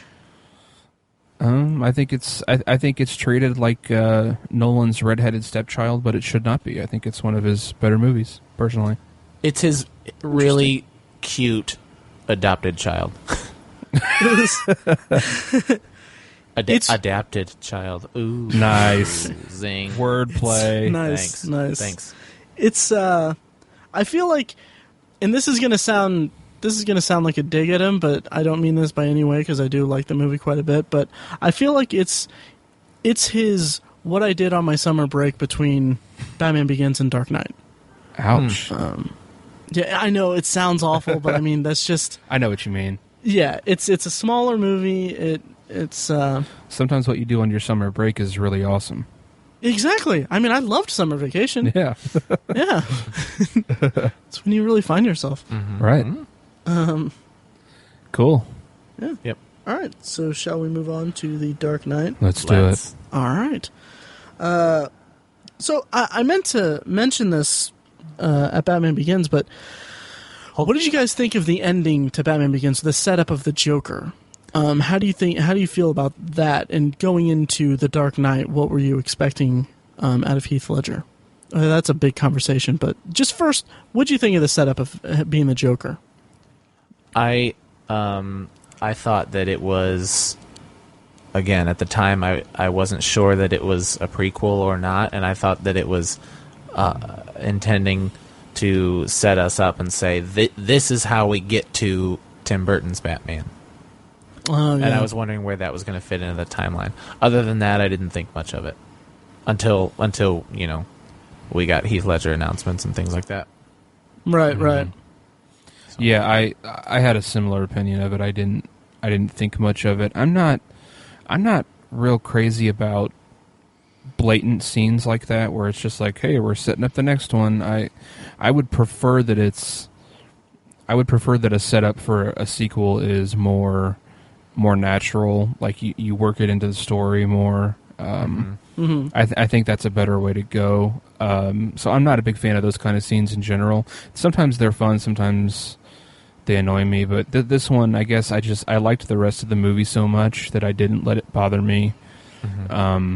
That's kind of how I felt about it. And I was very excited that they were going to have the Joker as, the Joker was going to be in it, definitely. That got me excited, so... I agree with you that some are bothersome, but I think this was a fun one. I like the way they revealed the card, and it didn't feel to me, again, because I was in the mindset of this could be a setup to go into Tim Burton's Batman. It felt not throwaway is the word I'm looking for, but it felt just like, hey, here's a wink to the fans. In the same way that in Back to the Future, when he comes back and says, we got to go to the future, it's not you, it's your kids, which was not planned for a sequel whatsoever. They just thought it was a funny line. And I feel like the Joker card was just a cool idea. Okay. Interesting. I saw it strictly as setting up the sequel. Oh, really? I did. And I felt like, it gave us a lot to think about in the 3 years between the two movies. It kind of gave the fans something to clamor for and all that, and speculate. It was. I hesitate to say that it's a good marketing tool, but it functioned as a good marketing tool. But let's get away from that. Let's talk about The Dark Knight, because we kind of went on a tangent there, and yeah. But so The Dark Knight. The Dark Knight has been called the greatest thing. It's been referred to as better than Jesus. Reviews, of course, from my cousin who's 7. Oh, wow. No, it's awesome. It's awesome. It really is. It's when it was being hyped up and everything pre-release, people were saying that it's one of the best crime movies since Heat or Goodfellas, I guess, or another crime movie. And like that just got me so amped up for it and so excited for it. Yeah. Because, I mean, it looked amazing, and it does look amazing. And it was amazing. I've always said that it is very much a crime thriller that just happens to feature Batman. Yeah. It's not so much. I mean, it is not a comic book movie. It is not a superhero movie. Right. It's a crime thriller featuring Batman and Batman characters. Right. I feel like it can't be defined as one thing. I think it's too dynamic of a film to be classified by common nomenclature. I think it has to be its own classification, really. That's how good. It's a psychological thriller. It's an action movie. It's a crime movie. It's this and that. It's so many things that you can't just put it into one box. Mm-hmm. Yeah, I agree. I think it's pretty clear that the three of us all thought it was better than Batman Begins. Yeah. Is that true for you guys? I had a friend who loved Breaking Bad, who loved Batman Begins so much that he thought Batman Begins was the better movie after seeing The Dark Knight. Wow. Yeah. So he's the one. And I tried to see... He is the one, yeah. I tried to see his point. He said that he liked the plot of the first one. He thought it was very cool the way it was intertwined, and how the blue lotus flower came back toward the end, and the fear and all that stuff was very cool. And he's right in that The Dark Knight is not about plot. You know, it's a character driven piece. Absolutely. Yeah. So I kind of gave him that. But as a character driven piece, it's such a better movie. Mm-hmm. True. Near I agree. perfect. I mean, it's a near perfect movie. Agreed. That's an interesting point that you bring that up, because it's, I think at least for us, at least I'm assuming for us, that it's so hard for us to look at, to juxtapose those two movies objectively, because Dark Knight has just overtaken the trilogy and become its own thing. It's not a. It's almost like it's not a. They don't even call it the Batman trilogy. They call it the Dark Knight trilogy. Yeah, Exactly right. that. So yeah, and I think I'll let Matt talk about this, but you said that it's a character-driven story, Mike, and that's right. It's Matt, after we saw it the first time, Matt and I saw it in the theater. Matt said that it was the Joker's movie. It wasn't a Batman movie. It was a Joker movie. So Matt can talk about that. It was definitely the Joker's movie, and it was also Heath Ledger's. And yeah, it was. I mean, he was just phenomenal. I mean, he was just incredible. And just the way that the character was written was just perfect. I mean, it was just a perfect. I think I used this comparison before, but it was a perfect blend of just an actor performing at his height for a director and writer who is also kind of at his peak at the time. And it was just this beautiful blend of just absolutely astonishing performance and direction.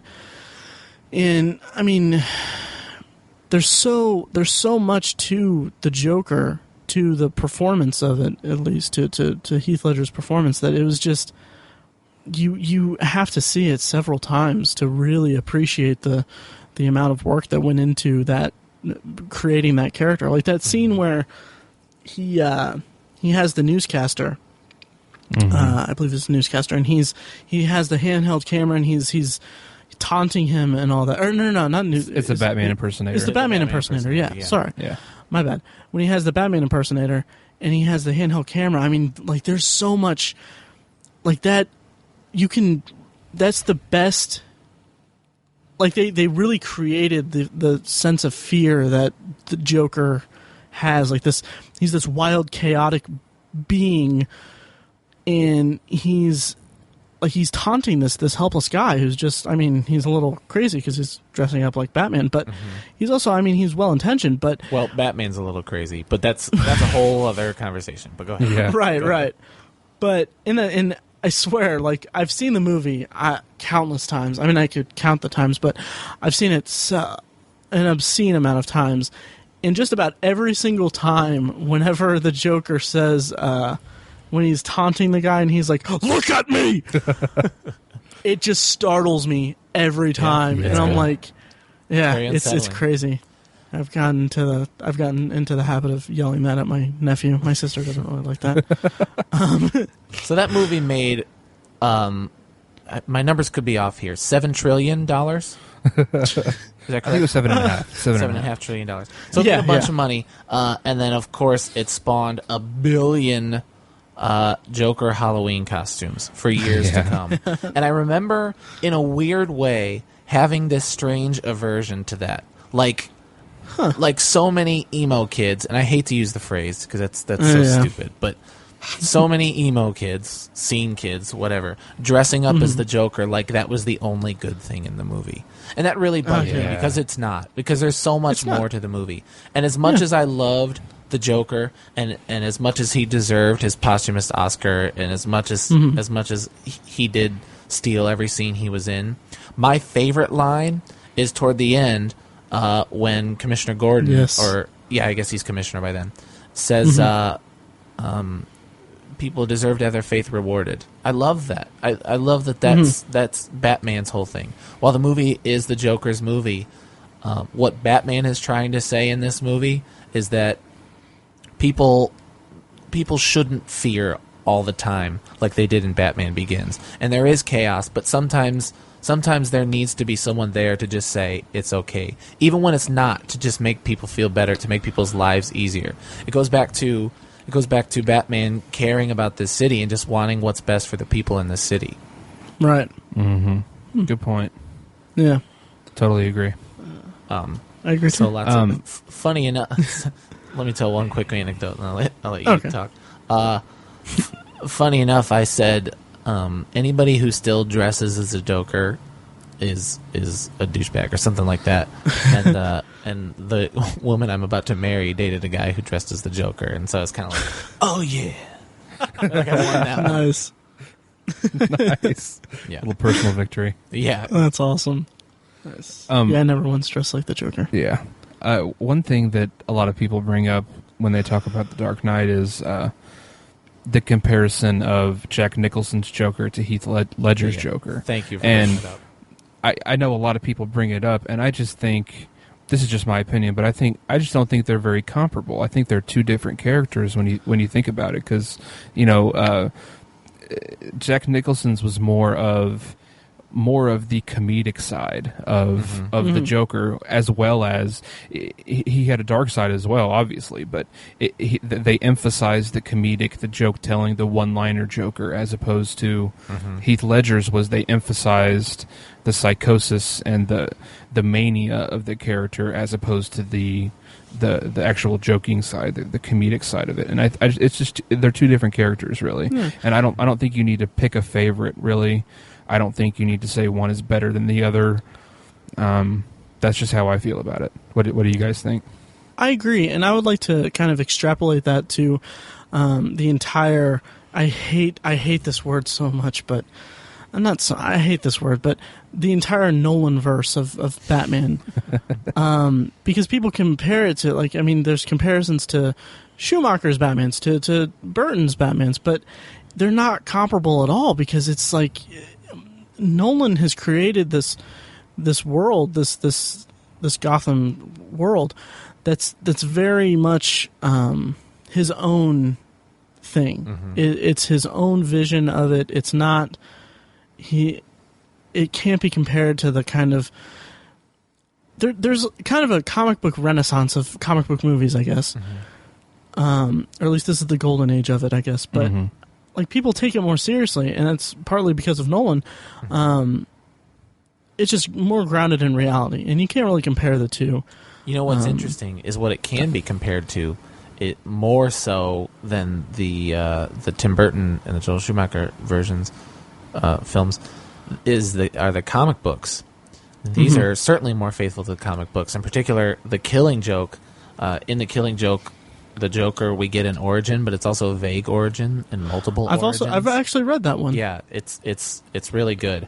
It ends weird. It ends with, like, Batman and the Joker just laughing at each other. But you get that in the Joker. You get the two versions. It's also based on loosely on The Long Halloween, which is kind of the de-evolution of Harvey Dent into Two-Face, which we haven't even mentioned yet. Okay. And I love. Yeah. Wow. What'd you think of Aaron Eckhart, guys? It's great.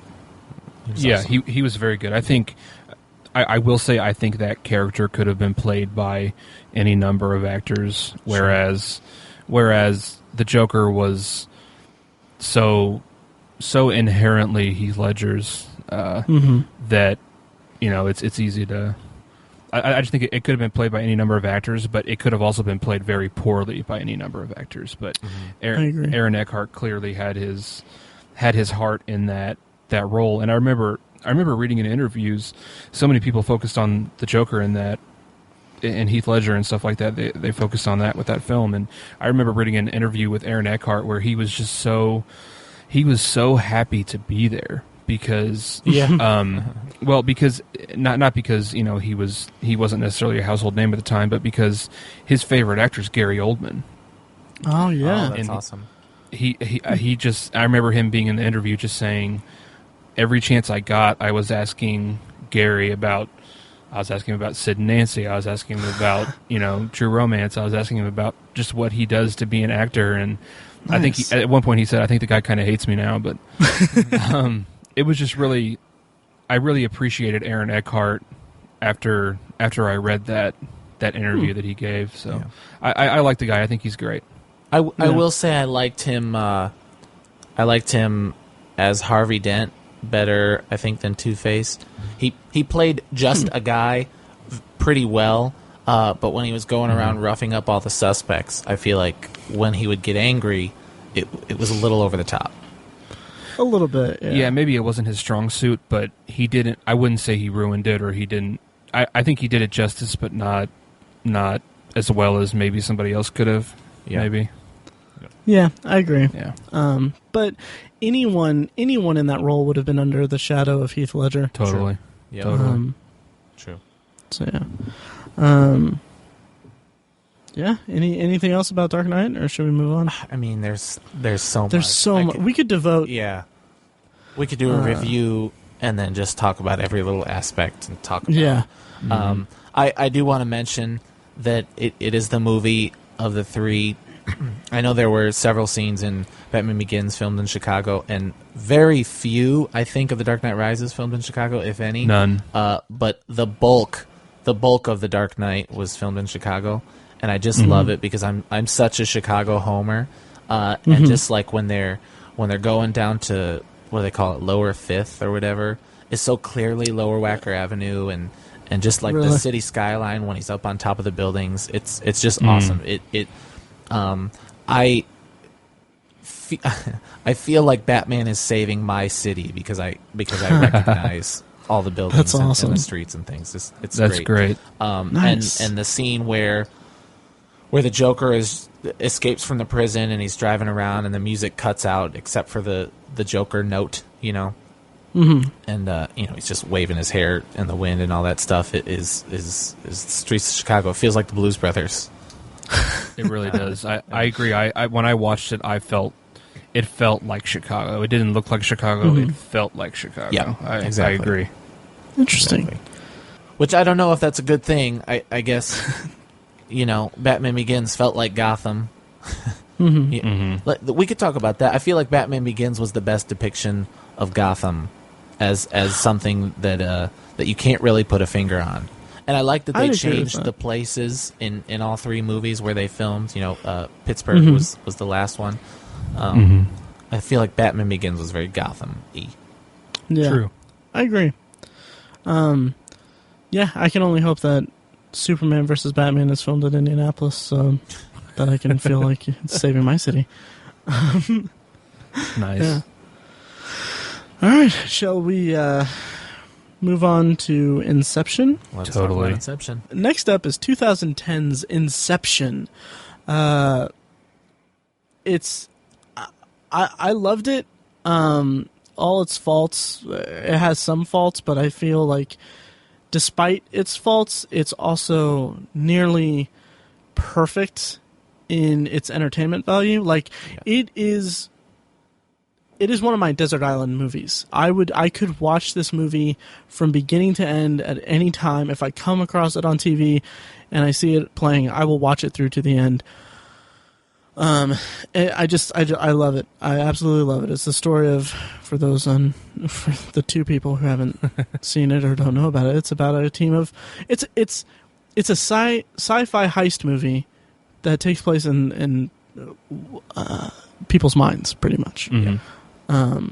Yeah. So what did you guys think of Inception? Go ahead, Mike.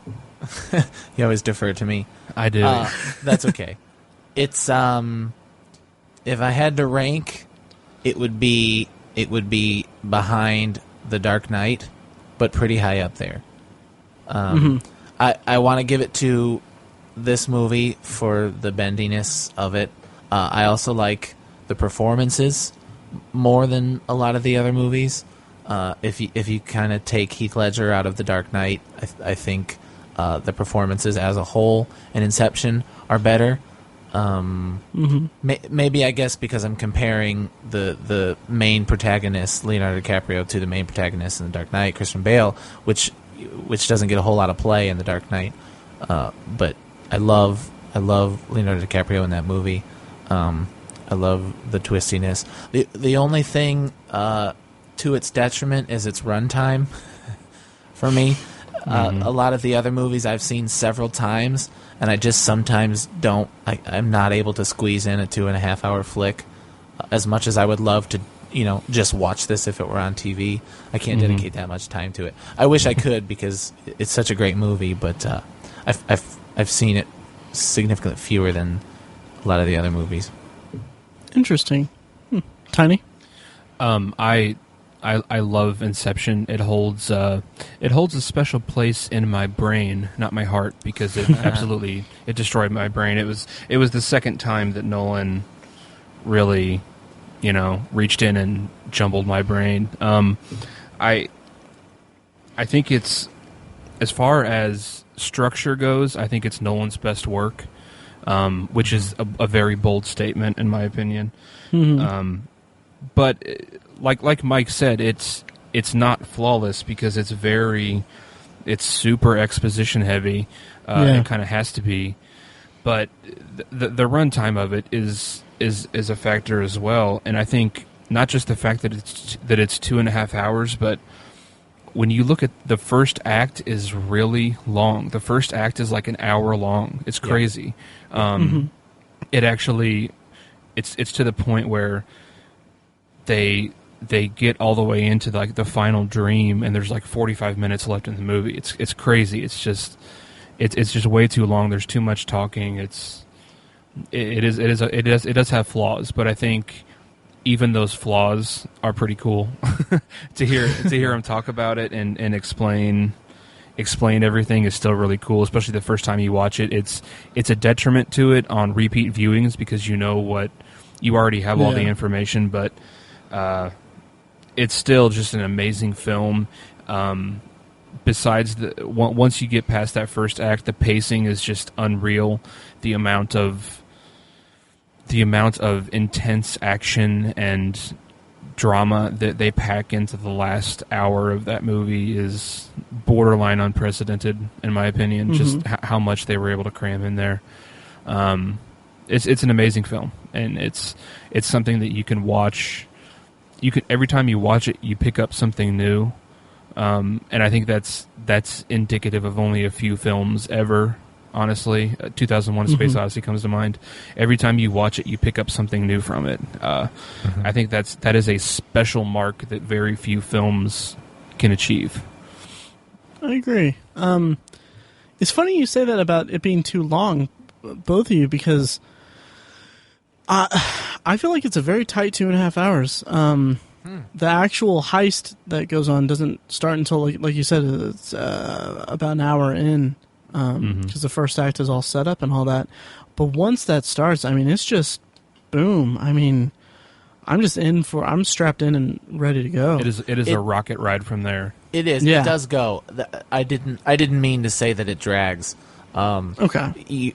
And I don't think Tiny is either. I think he's just kind of saying, like the first hour of it is pretty long exposition. I got you. And then it is hard to say, I'm going to sit down for 2.5 hours when you know what's coming. For me, it literally is just, I have trouble watching a 2.5 hour movie anymore. Right. I agree. Yeah. But I just feel like it doesn't feel like a 2.5 hour movie. I understand time constraints and all that, but I love it. I didn't have a problem with the length of it, which is bizarre for me because I usually am one of those guys that's like, oh, this is 2.5 hours. Oh, okay. but I loved it, and even with the exposition heavy stuff, I mean, there are lines where I've seen the movie several times, and there's lines now that there's the only purpose behind them is to be exposition, and it's such, the ratio of exposition to actual like dialogue is staggering. I mean, it's way too high. Like, there's too much exposition in it. And this goes back to it just being a summer blockbuster for trying to appeal to a mass audience, because I don't think it's that hard to follow. I really don't. And it was just, I feel like it could have been cut out. Like, one of the cringiest lines in that movie is toward the end when they're at the fortress, at the snow fortress or whatever, which having now seen On Her Majesty's Secret Service, I kind of love that nod to Bond that Nolan did. But there's a scene where Maul is in the fortress and Cobb and Ariadne are looking, and he has the gun. He has the sights trained on her as she's about to shoot Cillian Murphy. There's guys surrounding her, or there's guys surrounding Cillian Murphy, and he's picking them off. That's what it was. He's picking off the henchmen as they're trying to get to Cillian Murphy. And Ariadne's like, are you destroying parts of his subconscious? And he's like, no, they're just projections. They're not part of that. And it's like, we've been watching this movie for 2 hours, dude. We don't need that. Right. We don't need that line. Those are reminders. Yeah. I call those reminders. Yeah. Just for the people who haven't been paying attention. Yeah. Right. And I feel like I just feel like that if you pay attention, I feel like your faith should be rewarded. Yeah. People deserve that, it don't kind they? of wasn't. They do. Yeah. Matt mentioned that some people think it's hard to follow, and I agree with what you said, that it's not hard to follow, but it does require a lot of effort to follow it. I'll put it that way. It does. You have to be very involved to follow it, and there are a lot of people who don't want to do that when they go see a movie, especially a big blockbuster summer movie like this, which we mentioned earlier about how Nolan can blend those two things really well. I think that was Mike's point, and that is true. I agree. This is probably one of the best examples of blending those two things, but some people just don't want that when they go see a movie like this. And for example, I feel like I'm our token gender reference guy, but I have yet to meet a woman who enjoyed the film. Really? My mom watched liked it. Oh, really? Okay. Yeah. Huh. My mom liked it a lot. Interesting. So it must just be me then, because my mom watched it, didn't like it. Several of my aunts and my cousins, a lot of other, like some of my friends' girlfriends and wives, they watched it and just they didn't think it was bad or anything. They were just like, yeah, I didn't like it. It was just it was crazy, and yeah, I don't know. Interesting. I guess it's just me. Well, it is. It's just Go my ahead. mom. For For the most part. But that is interesting, and I agree. That's a discussion on gender. Yeah. So Yeah, But and it's not necessarily. Well, I almost said it's not necessarily a guy movie, but I mean, we talked about his Nolan's gender, the way he writes genders in a very clear way, I guess. yeah. But I feel like it's not.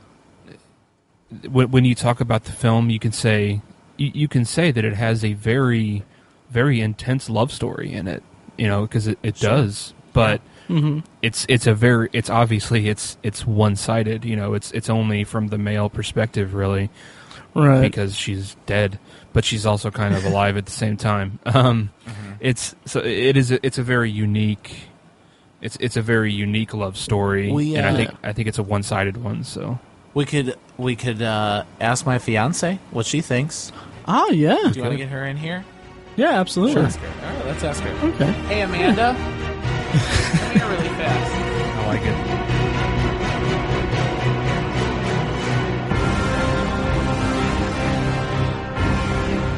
So Amanda, as a woman, and Amanda is my fiance, by the way. As a woman, what did you think of Inception? You didn't like it, right? I did not like it, and I probably will never see it again. Holy cow! Wow. Never see it again. Bold statement. Yeah, you won't even give it a chance, I'm a very bold person. but not bold enough to watch the movie. No, I was saying to Mike before that whenever I saw it, I think my first mistake was seeing it at midnight. And if you know anything about me, I cannot stay up very late, especially a movie. I mean, it could be 3 o'clock in the afternoon, and if a movie's on, I usually fall asleep. But with Inception, it was just such a complicated movie that it was just really hard to follow. Okay. Is that the only time you've seen it? That is the only time I've seen it, and I remember the beginning, and it didn't capture my attention right away. So I just kind of got bored with it, and I fell asleep for a little while, and I woke up and I saw the ending, and I missed probably a pretty good chunk, but I could piece together the entire movie, just in general, even though I missed a big old chunk. But I mean, I knew the gist of what happened. Okay. Oh, I don't know. Interesting. I don't know if you got all the intricacies and stuff. I think I did. I mean, maybe not, because maybe that's why I don't like it that much. But I don't know. It's almost too intricate for me. Okay. I see. I made the point that you know I feel like it has something in it for the female audience, because there's a very intense love story in the movie. This guy goes the extra mile to essentially keep his dead wife alive so that he can spend time with her. Whenever I explain the movie to a woman or something, I say, it has a really good love story in it. So there's something in it for everybody. It's not just a guy movie or whatever. So Does I don't know. That make you want to see it at all, Amanda? Yeah. No. Mainly, I think because I don't know. There's just the complication of the movie, complicatedness of the movie is heavier than the romance story. So it's not. While I think that might pull in some female audience, for me, it was not nearly enough. And not that I'm not a chick flick crazy kind of person or anything. I like good movies, but just for me, just overall, Inception was not hitting the spot. I see. But then you mentioned, I mean, it was a midnight showing and you were tired. So were you? Let me ask you this: were you excited to see it in any way? Okay, you weren't. I thought it would be cool. I mean, I would see the previews, and I thought that it looked really neat, the graphics and stuff. So I guess I was kind of interested. But I guess if that preview came out today, I would say, yeah, that looks really neat, but I probably won't ever see that movie. Because for me, it's not my kind of movie. I like, I don't like movies that it takes you so long to try to figure out what's going on. Right. And then the whole ending thing where it's just a big debate as to what happens, that's just not my kind of movie. For Amanda, I think, and what I kind of get from being with her for a couple of years now is that for her, a movie really is about the escapism. Okay. You know what I mean? As a relaxation point. Okay. And I think when she has to do too much work, it's like work. You know what I mean? Yeah. I see. Definitely. That makes sense. That makes a lot of sense, actually. Amanda, have you ever seen Memento? I have not. Okay. I'm not sure I even know what that's about. Yeah. What do you think of The Dark Knight? The Dark Knight I like. And I saw that at midnight. Yeah. So I think that says something, right? Yeah. I did like it. That's the only... I think I've tried to watch Batman Begins like 30 times, and I always fall asleep. But The Dark Knight I saw a couple times, and I liked it. Interesting. But I also had a big crush on Heath Ledger. Uh-huh. Oh, sure. As the Joker. Awkward. Who didn't? Ew. Weird. So it's not so much that the movie, that Inception didn't have any. It wasn't the fact that it doesn't really have anything for women. It's just the fact that it wasn't really your thing, I guess. Yes, not my kind of movie at all. Okay, cool. So you can't speak for women as a gender. Right. Probably not. I mean, Do you know any girls who... I don't know anybody that said they loved it. Maybe my sister liked it more than I did, but I mean, it's definitely not a movie that women talk about, I think. Right. I think we can all agree that, yeah, it's a good movie, but Okay. wouldn't put it on like a favorite list. Okay, Interesting. cool. Well, thank you thanks for joining us, Amanda. Yeah, thank thank you you. very much. Welcome. I love you, and I'll see you in a little bit. Aw. Stop it. Goodbye. All right, well, we've reached The Dark Knight Rises. It's the end of the Dark Knight trilogy, the legend, as it was called. A lot of, as with any third entry in a franchise or in a trilogy, there was a lot of divisive opinions about it, and Yeah. so I'm actually very eager to talk about this one with you guys because I loved it. It wasn't quite as good as The Dark Knight, and it kind of suffered in that The Dark Knight. What made it so great was Heath Ledger as Joker was just phenomenal, and Tom Hardy as Bane, he was just. I thought he knocked it out of the park. And I said this to Tiny after we saw it the second time at IMAX actually, was that it's his performance is so people remark that Tom Hardy's performance is hampered by the fact that he's wearing a mask, but I think that enlivens his performance slightly because you can see his emotion. He emotes strictly from about 30% of his face, and it's all in the eyes. Like if you see in the movie, he doesn't blink hardly at all. Like he blinks maybe in 2 scenes, and it's very emotionally driven scenes. So I loved it. I loved the movie. Thought it was very a fitting end to it. What did you guys think? You want to defer to me? Absolutely. I loved it too. I had a lot to say about it. I remember the morning after. I don't even know that I got a full 8 hours of sleep after that midnight. But we got on, Matt, to make a point to Skype each other and talk about it. To iChat. That's true. And I had a lot to say. I really, really, really enjoy the movie. I love it. I think I would put it above Batman Begins in the list of the 3 movies if we're doing that. I don't know that matters, but I think I would too. Yeah, and as a whole, it's great. My big problem with it, and the thing that bugged me the most, was people's reaction to the ending. Yeah, It really, totally. really, really bugged me. The squeals in the theater when they called Joseph Gordon-Levitt Robin, when he says use my real first name, Robin. That bothered me so much, and I kind of got over it because I talked it out with a lot of people, and I like the idea that essentially John Blake was being Robin throughout the movie. He was a sidekick, but I didn't like that people thought that Bruce Wayne would come back as Batman and he would be Robin, and now Robin is going to be Robin, even though his name is Robin, and no Robin has ever been actually named Robin. It was just a mess. And I thought it was, and I analyzed it in 2 ways. I thought at first that it was Nolan just like paying fan service and saying, here's Robin, let's see what you think of that. But I also think it's his way of the whole time leading up to the movie, he was saying that there would be no Robin in my movies. It's kind of like saying, well, yeah, there is Robin, not the Robin you were looking for.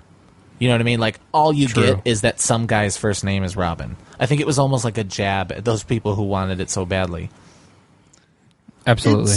Yeah, I'm a little back and forth with it. I think it was more just a cheeky thing, like, hey, he's kind of Robin, so let's just do that.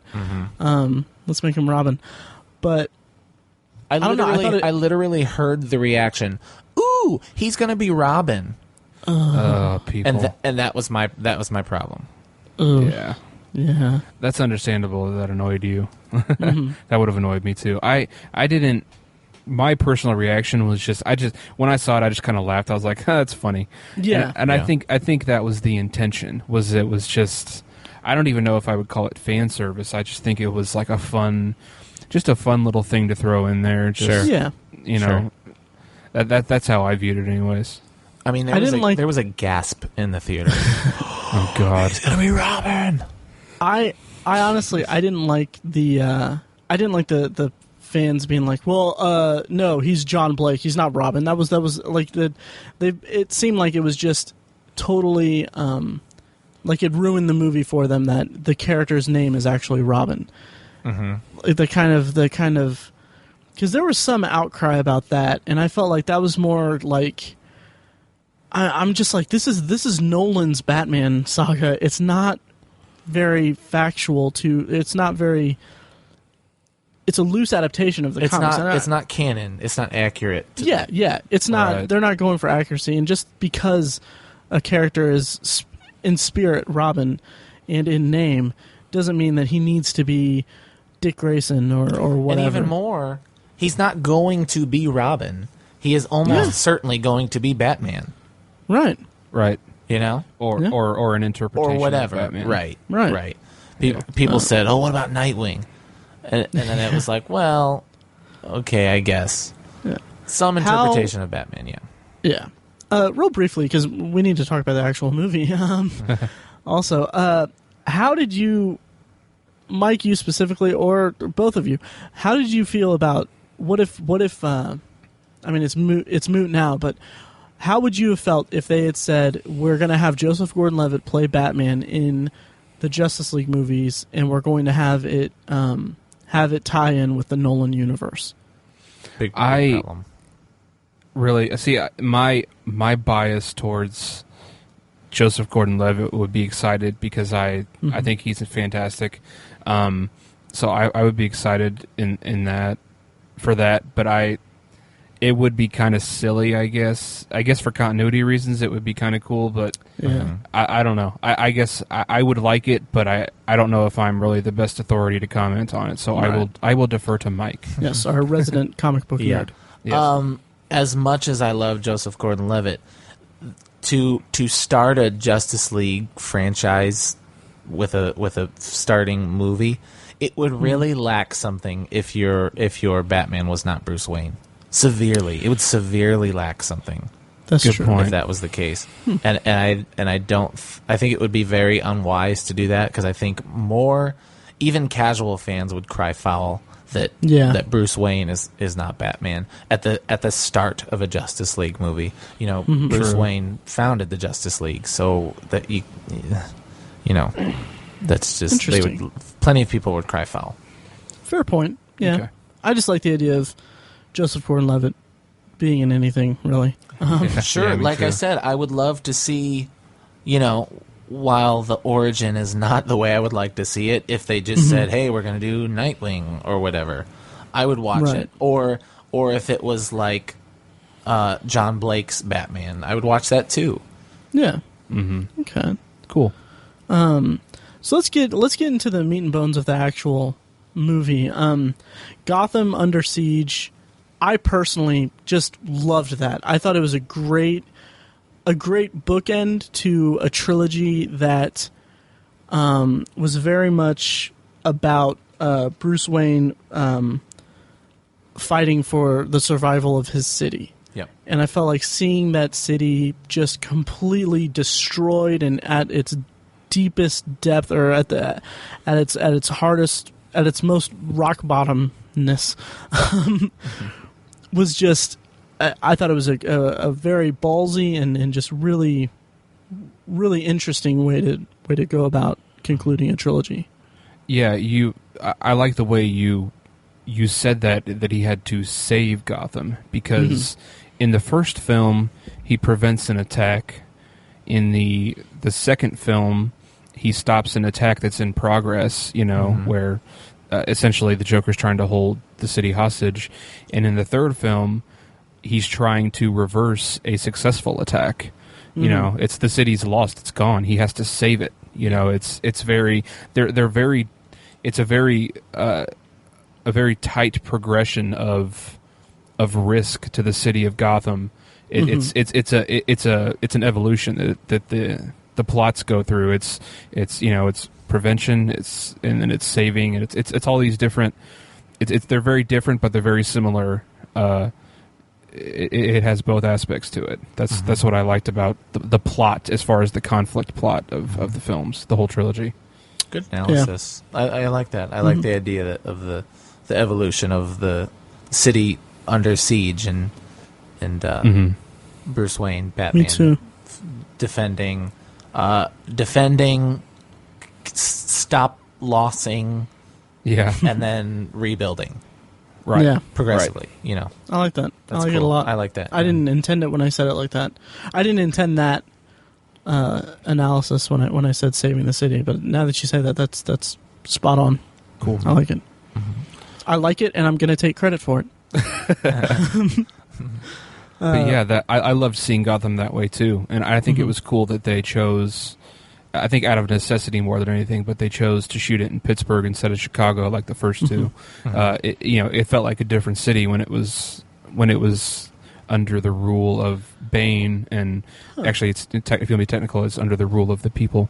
Right. Right. But when it descended into chaos, it was an entirely different city. So it was kind of cool that they shot it at a different city.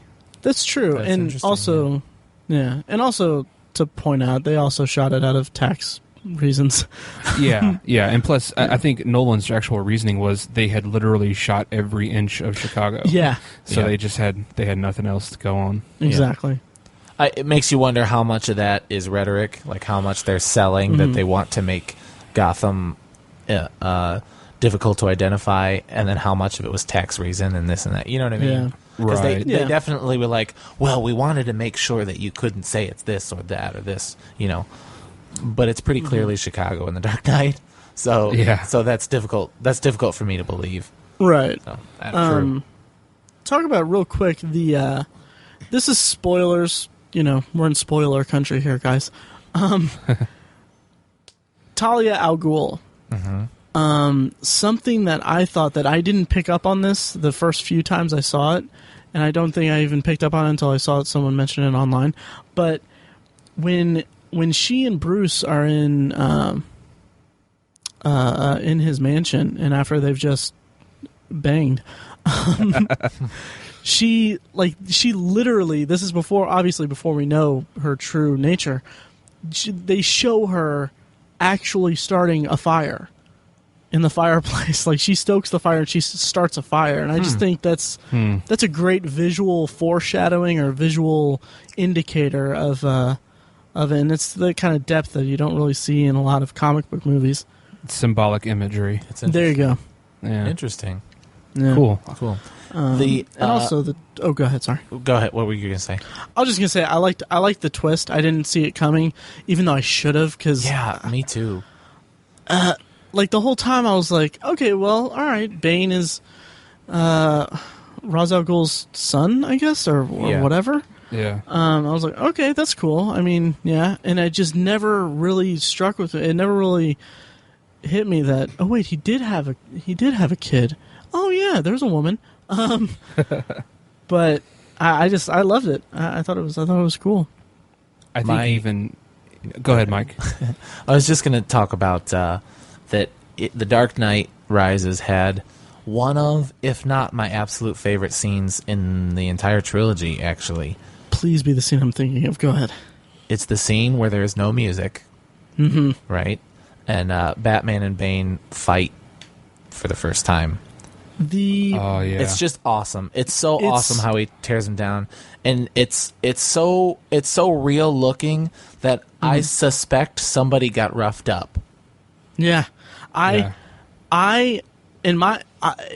probably my favorite sequence of the entire trilogy, and one of my favorite sequences of Nolan's entire career.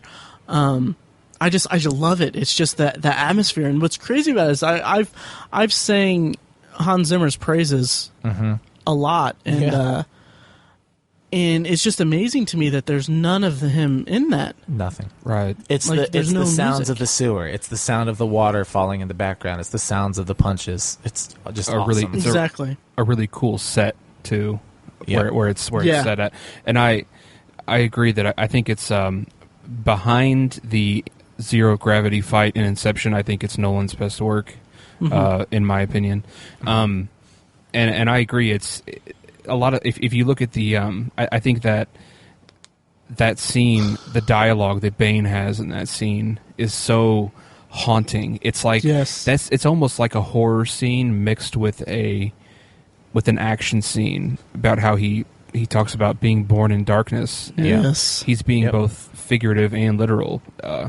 It's a very chilling scene on so It many is. levels. It's hard to watch. Man, Sticks with we've mentioned horror a couple times. How great would a Chris Nolan psychological thriller horror movie be?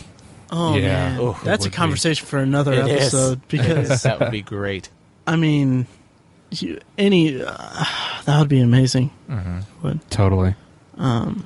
I will say my initial I had a lot of feelings after watching the movie, and I thought about it a lot. But as I thought about it more, it was a really good movie, and I was satisfied with what they gave me. But it's not what I wished for after The Dark Knight was over. I think it was intentional.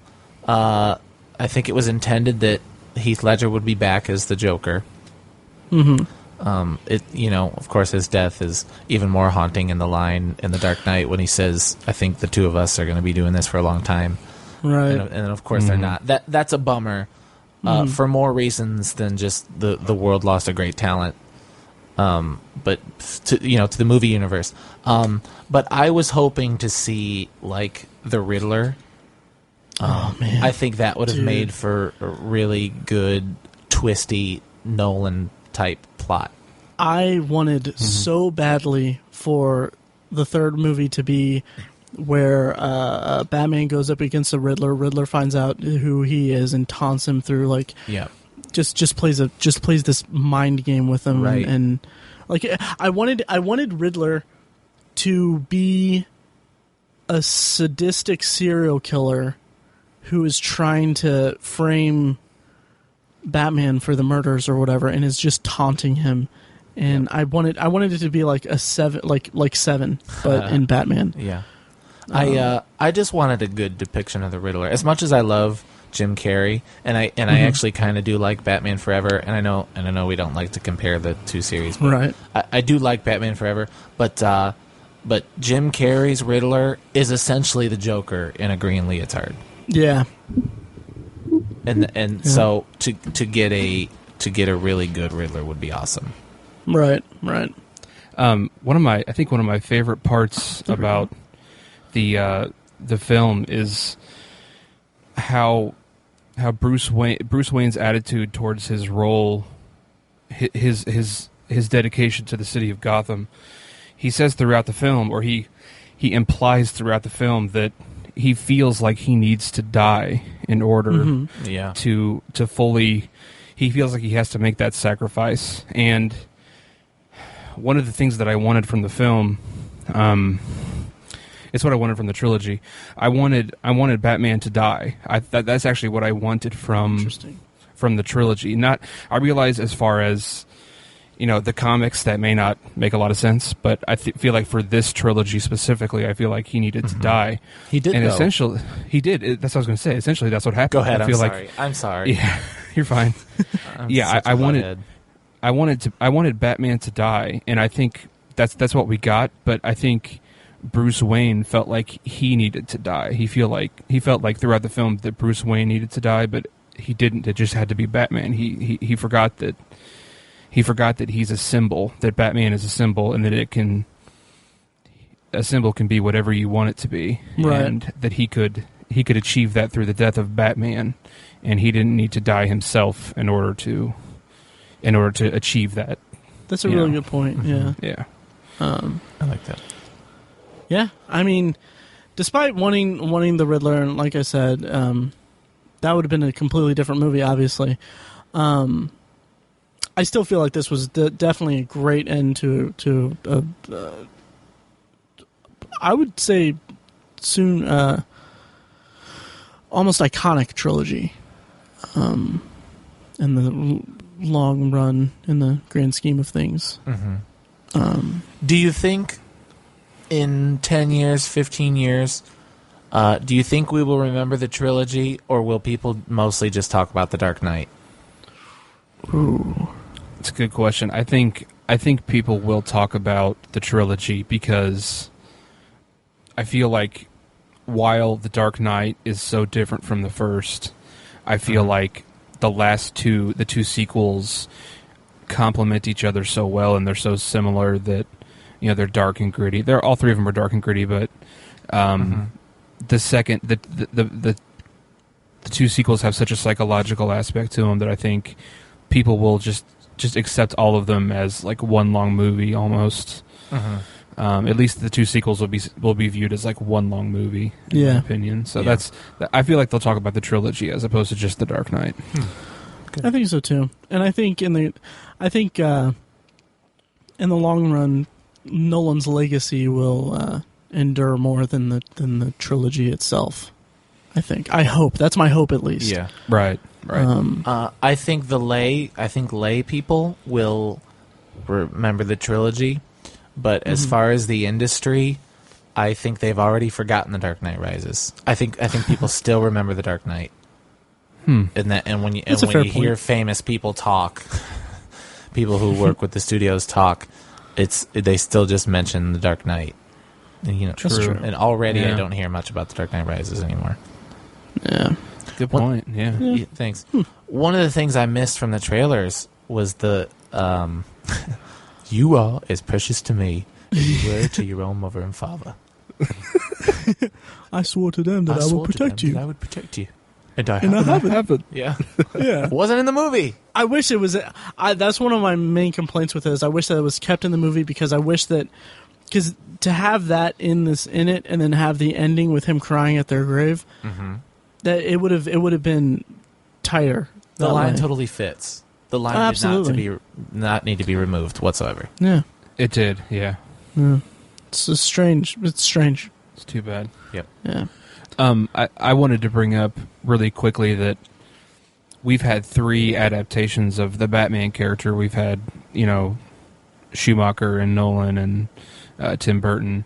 I think you couldn't really make the case that, you know, Nolan is not the best, because it is. His interpretation's the quintessential Batman. But I also think that those other 2 interpretations have value, in my opinion. I mean, it's very easy to pick on the Schumacher ones because they're so silly. But if you watch those movies, they were never intended to be taken seriously. I mean, Arnold Schwarzenegger makes like 7 freezing jokes in the movie. There's no way that people were supposed to sit there and watch it as like this serious drama, you know? Yeah. So I feel like people kind of beat up on those a lot, and, you know, most of it is warranted, but I still think, you know what, just sit back and have a little bit of fun with it. I don't think they're that awful that we need to treat it as a redheaded stepchild, you know, just beat up on it, pick up on it all the time. Well, I think the main issue people have is the stark contrast between those two, Batman Forever and Batman and Robin, in comparison to the original Batman and then the superior Batman Returns. You know what I mean? Those are very dark in tone, pretty serious, and that is a very stark contrast, especially because they are direct sequels. Yeah, the way I see it, and this is based on a conversation I had with a coworker of mine, and I can't corroborate his analysis of it, but he said that it was basically the studio saying, "Okay, we want to sell some Batman toys, so let's make a movie." Toyification. Yeah. Yep, I believe it. Yeah, so that could be at the heart of what's wrong with those movies, but that's for another podcast. Nolan successfully closed his trilogy, and now he's going to go do Interstellar and whatever else he has planned. And it's I feel like he did proper justice to the character of Batman and the world that he created for that character. Yeah. Definitely. That's good. I love it. All right. Well, Thank you, Chris Nolan. yes, for all thank that you, you Chris do. Nolan. If you ever want to be on a podcast, I mean, you can reach us. Yeah. We can work our schedules around you, Chris. If there's one podcast you do the Nerdist, because I want to hear what Chris Hardwick has to say. That's But if you actually do a good point, two, yeah. But if you do two, you can contact us at Obsessiveviewer. yeah. All right. Well, is that about wrap it up? Wraps it up. That's it. All right. Sweet. Well, good talk, guys. Thank you. Awesome.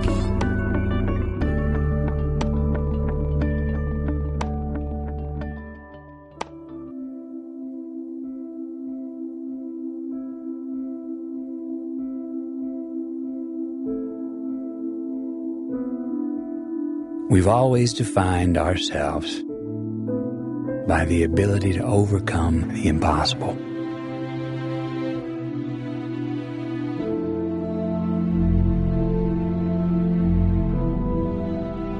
And we count these moments.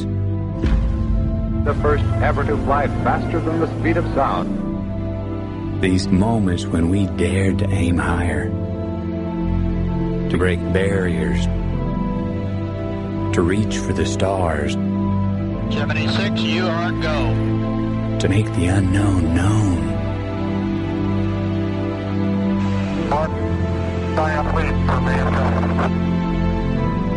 We count these moments as our proudest achievements. Having fired the imagination of a generation, But we've lost all that. pulls into port for the last time.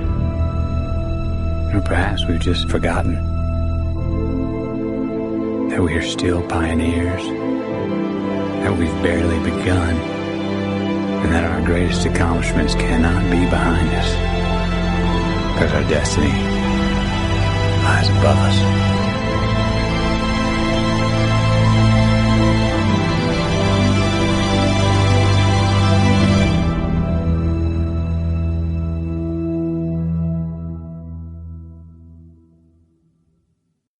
I don't know how else to explain it other than it wasn't effective to me. I didn't have that.